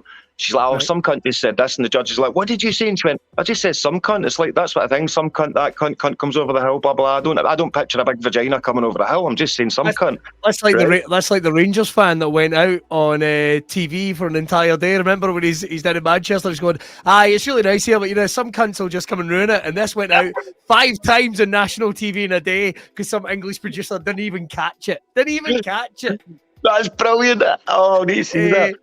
But it's claiming the word back for women. So basically the word cunt came from a woman, from, I think it was Kunta Candy, was this feminist kind of years back, I'm not gonna misquote it all because Des has written it beautifully, and it actually it traces the word cunt where it came from, and it was a female power word. It was their word, and it was taken away from them over the years to mean obviously something else. In the play, it starts off manic. I played a Ned in it that ends up getting electrocuted in a wheelie bin inside a house with somebody's lamp. It's mental, man. But then the message behind it is about mental health and all that. And I fell in love with it, and I was like, right, I'll take the rights to it. And I says, mate, I'll produce this. And he's like, brilliant. And he says, come and meet me. So he lives away up out in the middle of nowhere, and he says, we'll meet you halfway. I'll meet you in Girvan. So I literally had no money. I went and sold my telly at cash converters, and I managed to get enough money to hire a van because I couldn't get the trains, and that was some reason I had to get a van. I can't remember what it was. So I got this wee van for Arnold Clark, and I drove to meet Des, and we went in this chippy. So if when you get into Girvan, you turn round to the left, there's this wee chippy where the wee kind of the toilets and that way. Right. And he had a chicken supper, I had a fish supper. No, I had a chip roll. I pretended I wasn't as hungry because I knew I was skint. So I had a chip roll. But obviously I offered to pay for Dez's because I didn't want him thinking I was just this skint guy that was chancing his luck. Yeah. But I was. Basically, I knew that I could produce. I knew I could put on a show with no money because that's what I was used to doing. So I jumped right into this. And then straight away, we hit it off brilliantly. And he actually said to me when we were eating, he says, I think you would make a good Tim one day. And I think he just said, say this one line, and I just said it, and he went, do you want to be the understudy for Tim? I need someone in for the pavilion in a couple of weeks. And I was like, holy shit. Aye, man. I was like, brilliant. And that was my audition. So we agreed that I would produce Cunt and he would cast me as the understudy. So I went in and played the understudy. I had to rehearse as understudy away from the actual cast. And then I went and watched them do 4 shows at the pavilion, thinking I would love that one day. And then whatever happened, I don't want to get too much into it because the actor that was playing Tim, a really nice guy. Unfortunately, whatever happened with him and the director at the time, Tim then became a vacant part, and within a couple of days I became Tim after watching it. And the sequel was on a couple of weeks later, so I went straight into rehearsals for that. Became Tim, did my first ever show at the pavilion, going from the Market Inn and the Gate to the Pavilion Theatre. I was like, fucking hell, man. So we smashed it. We didn't get the audiences in. They called it Billy and Tim and the Wee Glasgow Ghost at first. Aye, because Neil was in it. Because I remember I came and saw the show. I came and saw the show because I was kind of like, this is very. It's an amazing show, but I know it did have that name, and a lot of people did kind of go, I think, why isn't it called? I mean, I don't know. I understand they might. I think people thought it was maybe a rip-off or something like that. People thought something tried. Look, it was a great show. Great show. Yeah, it's a farce. The first one's all about the history and then showing that relationship and how the relationship can change. But this one was just total farce where they make a bet and Neil plays the ghost absolutely brilliantly. He's back again. We're at the Pavilion again this September with it. Yeah. This is the kind of farewell show for a few years because we've been touring it for ages. Yeah. But anyway, so I ended up getting the rights to Billy and Tim as well. And I called it Singing I'm Not a Billy, He's a Tim 2 because if it's no broken, don't fix it. Stick the 2 on the end, keep the branding. And it started to sell. We were off on tour and it sold out. We just did the Armadillo in September last year, man.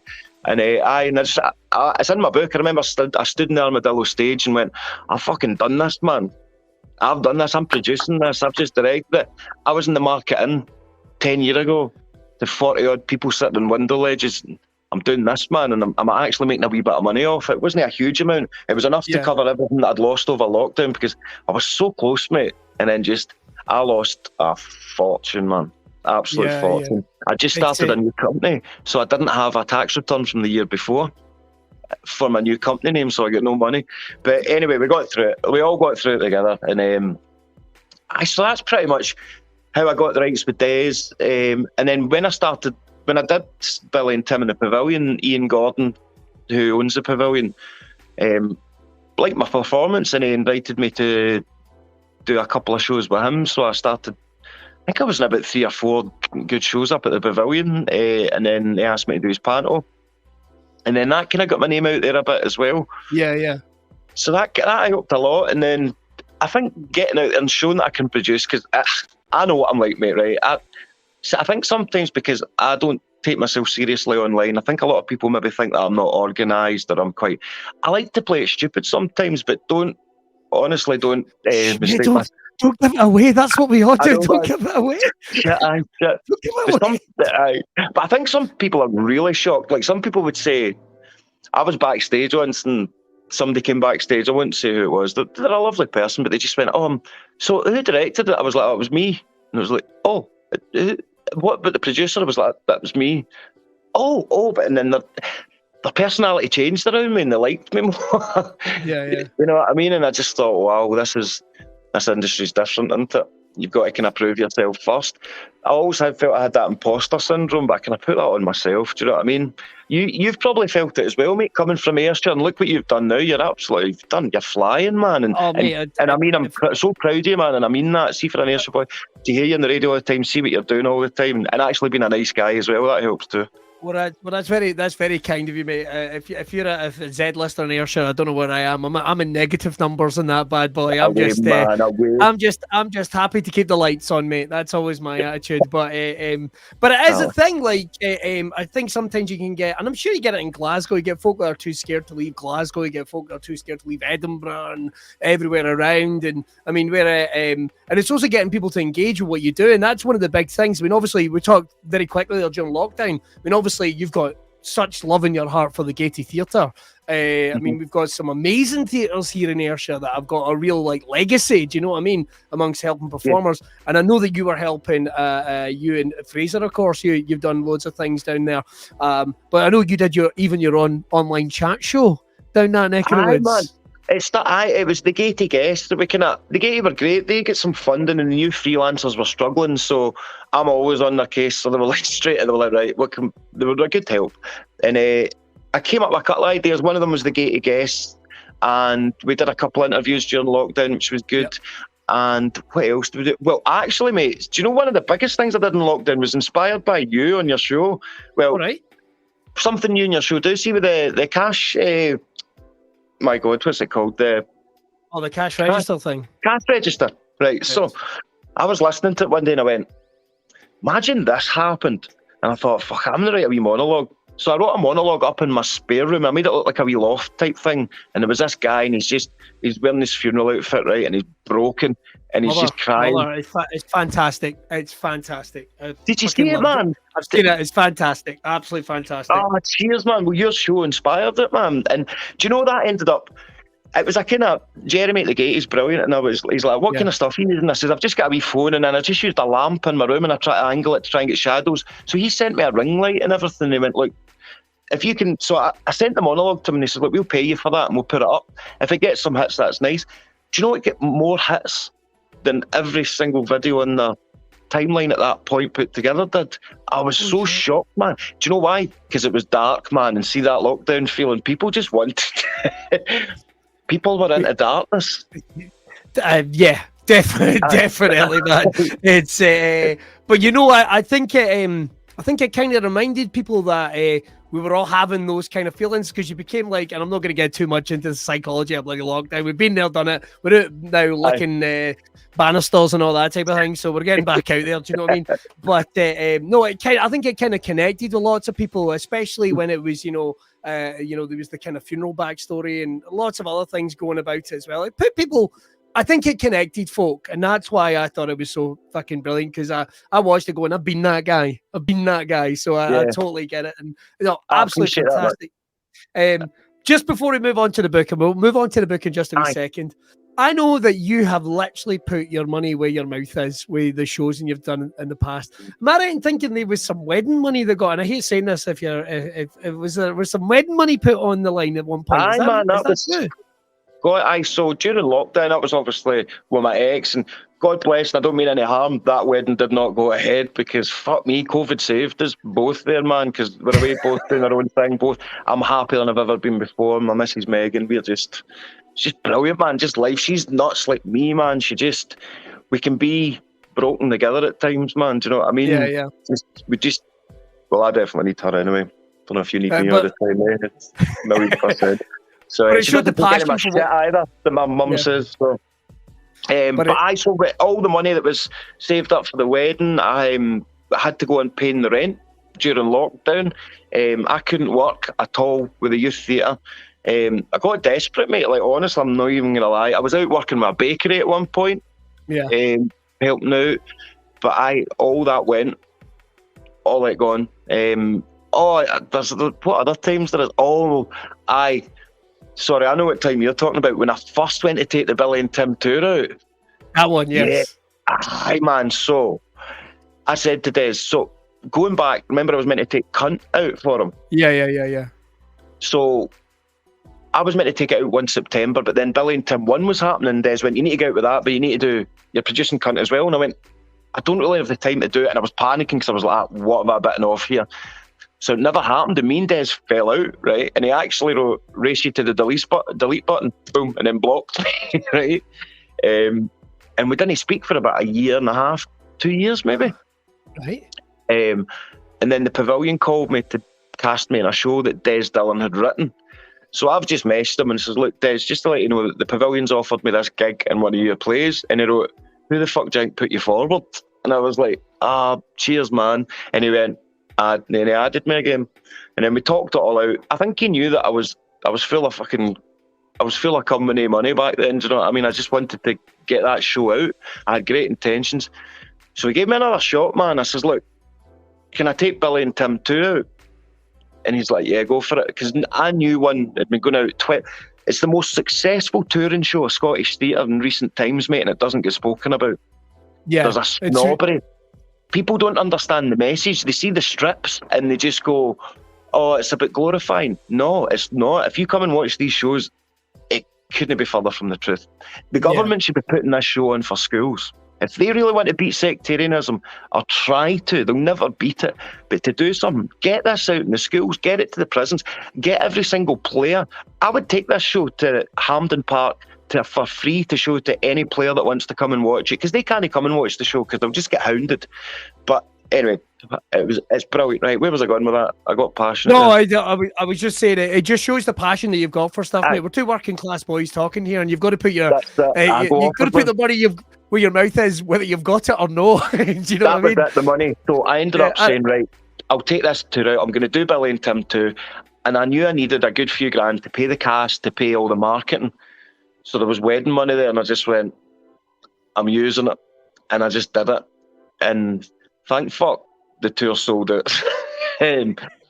Oh man, the only place it didn't sell out was in Arbroath, obviously, and it was a totally different. It wasn't a football crowd there; they were just here to see a play. But everywhere else. So then it went to the Armadillo, and the rest's kind of history, as they say. Well, I'd say it's worked out, man. I'd say it's worked out. That's the thing. There's so much to talk about, Chris. There's so much to talk about. But let's get to the book. Now. I stole a wee picture of the book from Amazon, and for some reason, this StreamYard thing that we put out Braw Cast on brings it up in a really weird way. So there we are. There's your book. I love it, man. I like that. So I had a different cover for it, and then it was like, I couldn't get it fitting when I was doing it on it, and I went, just design your own, man. So I just went on to design your own, and I quite like it, man, because do you like my subtitle? I love your subtitle. So if anyone's listening to this in audio form, Chrissy's book is Me, Myself and Weed, brackets, I was too stoned to think of a subtitle. Man. I love the cover, because the cover's kind of like, remember the books you'd get at school, like in English, and clearly they'd been there a while. Do you know what I mean? It's like, this book's got a different cover in the shop, miss. Well, this is the fucking cover of this book. Sit down and read it. It's huge, you get a first edition of Catcher in the Rye or something when you were at secondary school, you know. So tell us about the book, man. Obviously, you've hinted at some of the struggles that you've had, but the book's a lot more than that. It's tell us a bit about the book. I started off. I've always written plays. I've always wanted to write a book, and I was going to write fiction. I was going to write.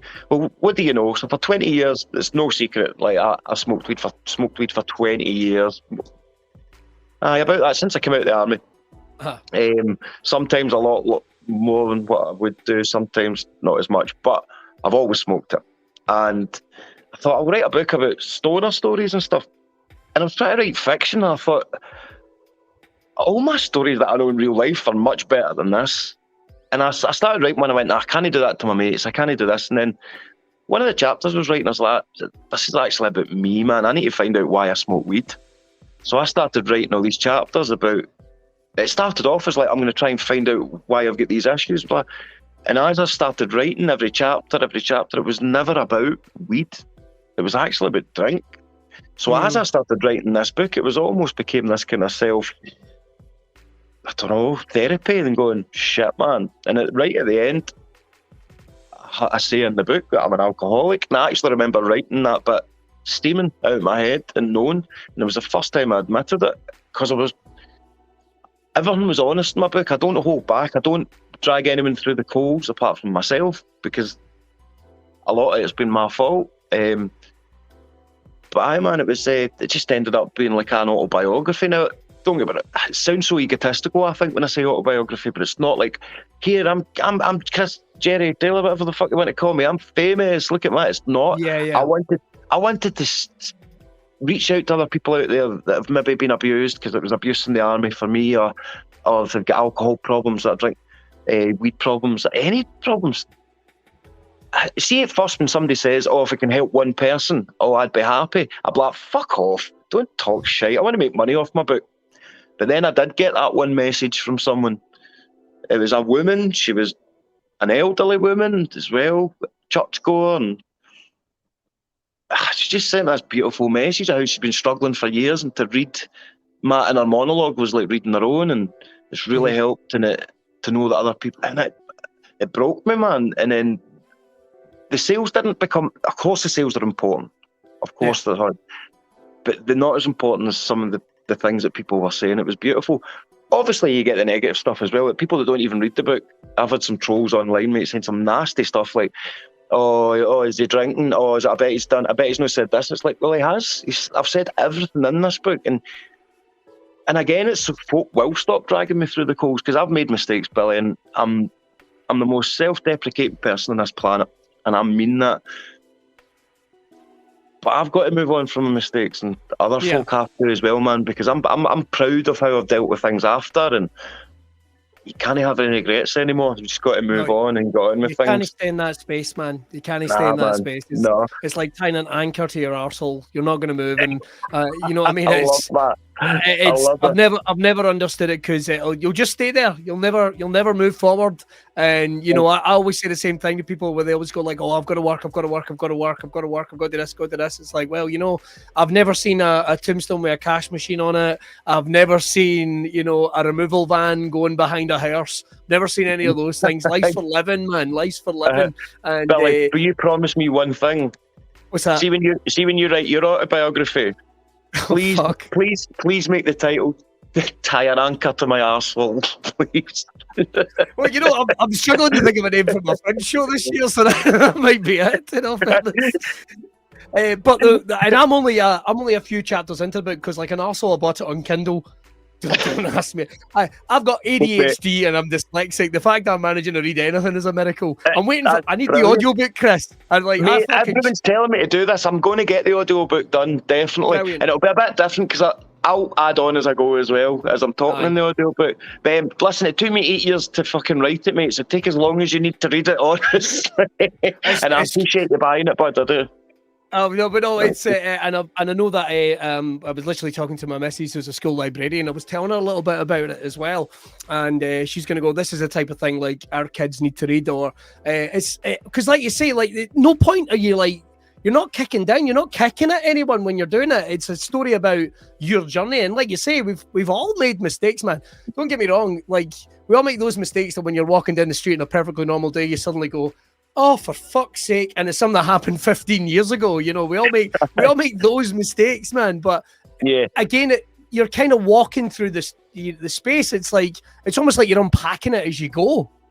Yeah, exactly. And I even say at the start of the book, it's like, look, I'm not going to go back and edit any of this. Yeah. Some folk have accused me of that's laziness because I just didn't want to get it proofread, right? There might be some truth in that. I don't know. But I just went, you know what? I want to see the mistakes because it was my first ever book. And I want people to know that you can put your own book out there. So I mean, you can do it. It took me 8 years, but see, I've started writing my next book already, and I've already got the story. I've got it all done, and as soon as I've finished doing what I need to do over the next couple of weeks, that's my next focus, and I'll have that done in a couple of months. Oh, fucking brilliant! It's called My Psycho. My Psycho. Holy My Psycho. Shit. It's dark, man. It's all fiction, and I've been dying to write fiction. This is that fiction book that you've spoken about. Yeah, this is what I want to do now, but it's a totally different story, and I've got.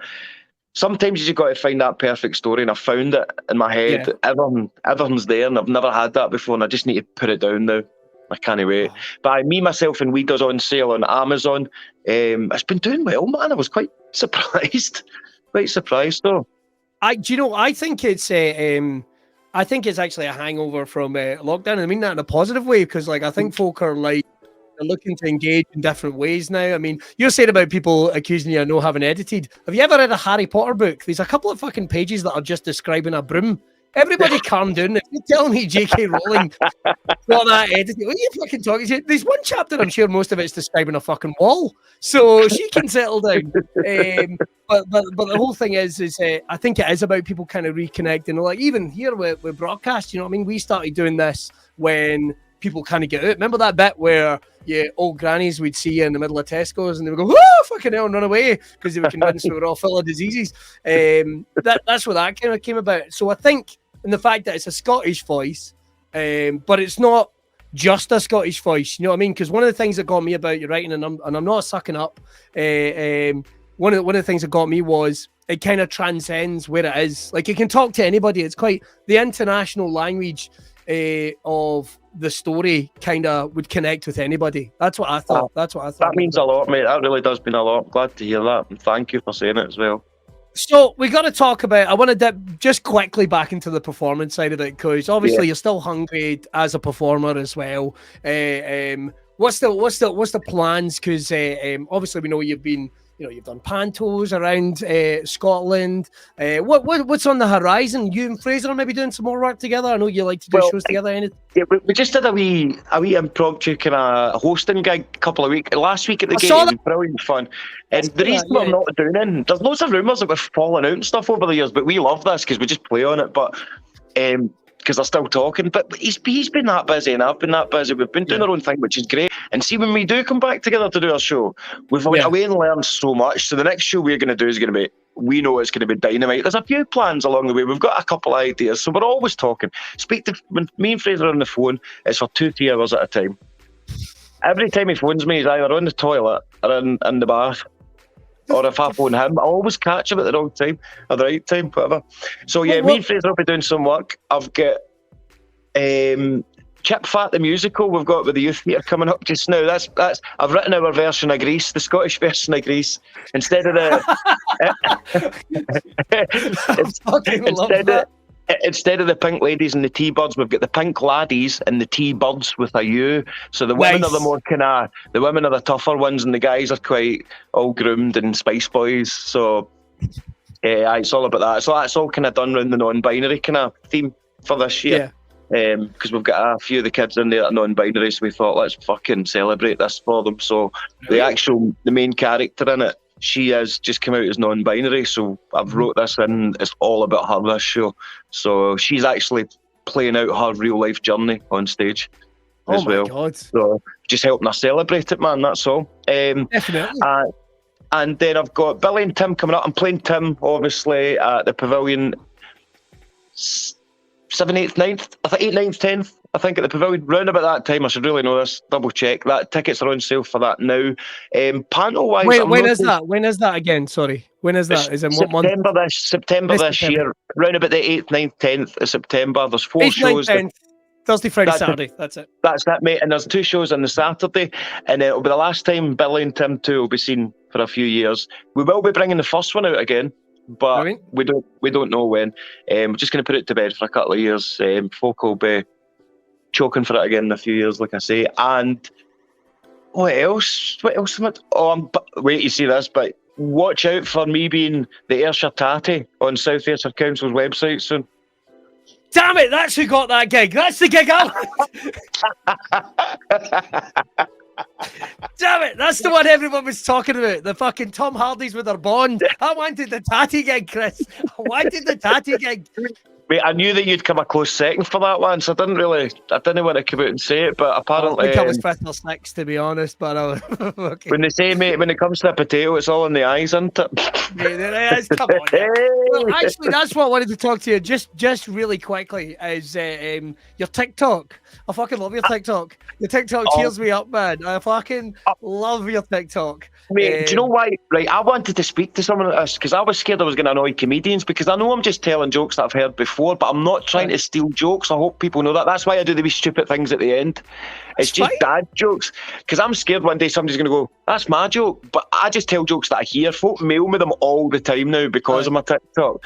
But I'm so glad that you like them, man, because I love doing them and it's making folk laugh. You're like me, mate. You love to make folk laugh. And I've seen you, man. You're a great comedian and you can tell that you enjoy being up there. Some comedians, and this isn't having a go, they love getting the laughs more than seeing the people laugh. And I can see that you love to see it because you smile back, all this kind of stuff. But that's just it's one of these things, man. Like, and I'm sure you'll identify it. I still love performing, and I mean, I'm like you. I've written, produced, I've directed, done all these other things just to keep things going because I don't wait for the phone to ring, and I'm always a big believer in nobody wakes up in the morning and goes, "How do I get Billy Kirkwood on a stage?" Nobody ever does that, and I fucking wish there was. You know, I wish I was like. Why don't we do a panel together this year if I'm not doing one? Let's talk. Let's talk, man. I'll know by April. I'm waiting on a couple of offers. There's maybe one in England, but I'm not too keen on travelling down south. But if I'm not doing panto anywhere this year, we'll do one together in Ayrshire. Fucking mate, imagine. Let's talk. You hear that, Fraser? You hear that, Fraser?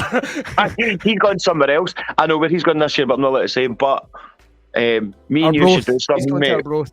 That's where he's going, Arbroath. Like I said, Arbroath. I will definitely talk on that, mate. I'm well up for working with me on that. Get Bex involved as well, because you did. You did. Is it the Poisoned Apple Productions that you did? Yeah, we did a couple of panels. You know, our whole thing was and a shared theme. And I know there'll be folk listening going, "What the fuck are they talking about?" But it was about doing something local that wasn't. And I'm not having to go to any of the big panto companies. If they do want to get in touch, it's billy@billykirkwoodcomedy.com.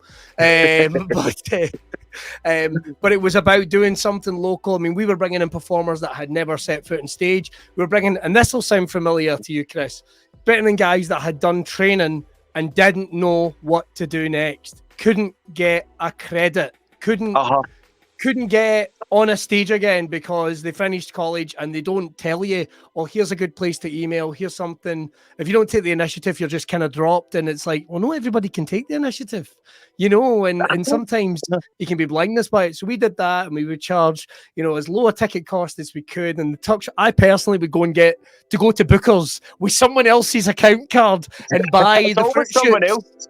Yeah, and I don't know how you get one. Get one. It's like when you walk into Costco and they go, "Can I see your ID?" It's like, oh, fucking, I'm not going to shoplift, you prick.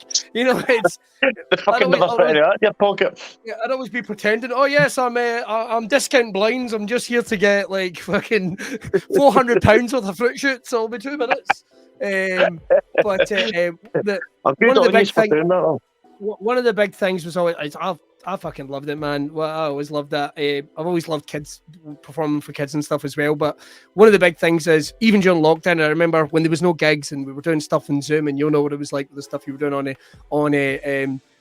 obviously online for the Gatey and all that. You'd be forgiven for going, and I'm sure plenty of people have been in this position. You'd be forgiven for going, right, that's it. I'm going to go and get a fucking proper job. I'm going to go and get trained. I'm going to go do something like that.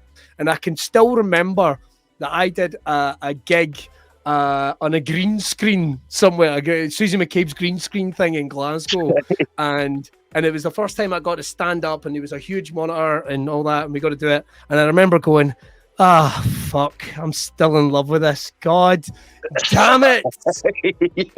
God damn it. It would have just been easier just to be a gas fitting engineer or something. I totally see, especially for, and I don't want to keep harping on about it, but it is my thing. So working class, for anyone to break through this ceiling in the industry, if you're working class, that's why I'm even more proud of what I've been able to do, mate, because you'll know yourself, being an air circuit, it's fucking tough. That industry looks like miles away when you're trying to make it. So what I'll say to anyone out there is, it's a lot smaller than you fucking think, the industry. It can take a lot of work or a little work. Do not give up. If you know you're good enough, if you believe in it, don't give up, because it will be there in the end for you, and it'll be tough, but just don't fucking give up, man. No, mate, look, we could talk for hours, and I'm going to let you go and get on. Again, everyone, you've got to check out Chrissy's book, Me, Myself, and Weed. It's going to hit you in the heart, and it's going to hit you in the head, man. You're going to absolutely love it wherever you are. All right, 3 incredible interviews. Thank you so much for sitting through that. If you didn't sit through that and you decided to break it up, you're a smart man. That's the reason why they have the signs at the side of the motorway. You know, the ones that say, remember, tiredness, don't wank while driving. I can never remember the words of it. But we are going to be back with some brand new episodes. There's going to be some with me and Tosh. Going to be some where we're talking to some people on the road, and so much more as we are on the rundown to a very, very special. Was that one of my kids trying to get in? Pretty much bang on time. So I'll tell you what, on that note, I've got, oh, you coming in? Which one is it? Is it the little one? Do you want to come and say bye-bye? Come on, say bye-bye. Say bye-bye. Say bye-bye. Just say bye-bye. Bye. Bye. We'll see you next time in Braw Cast. Don't forget to check out the YouTube and all the archive episodes. And why not treat yourself something over at Brawbeard Oils. Bye-bye again. Done. Bye-bye. Say bye-bye. Bye. Smash it.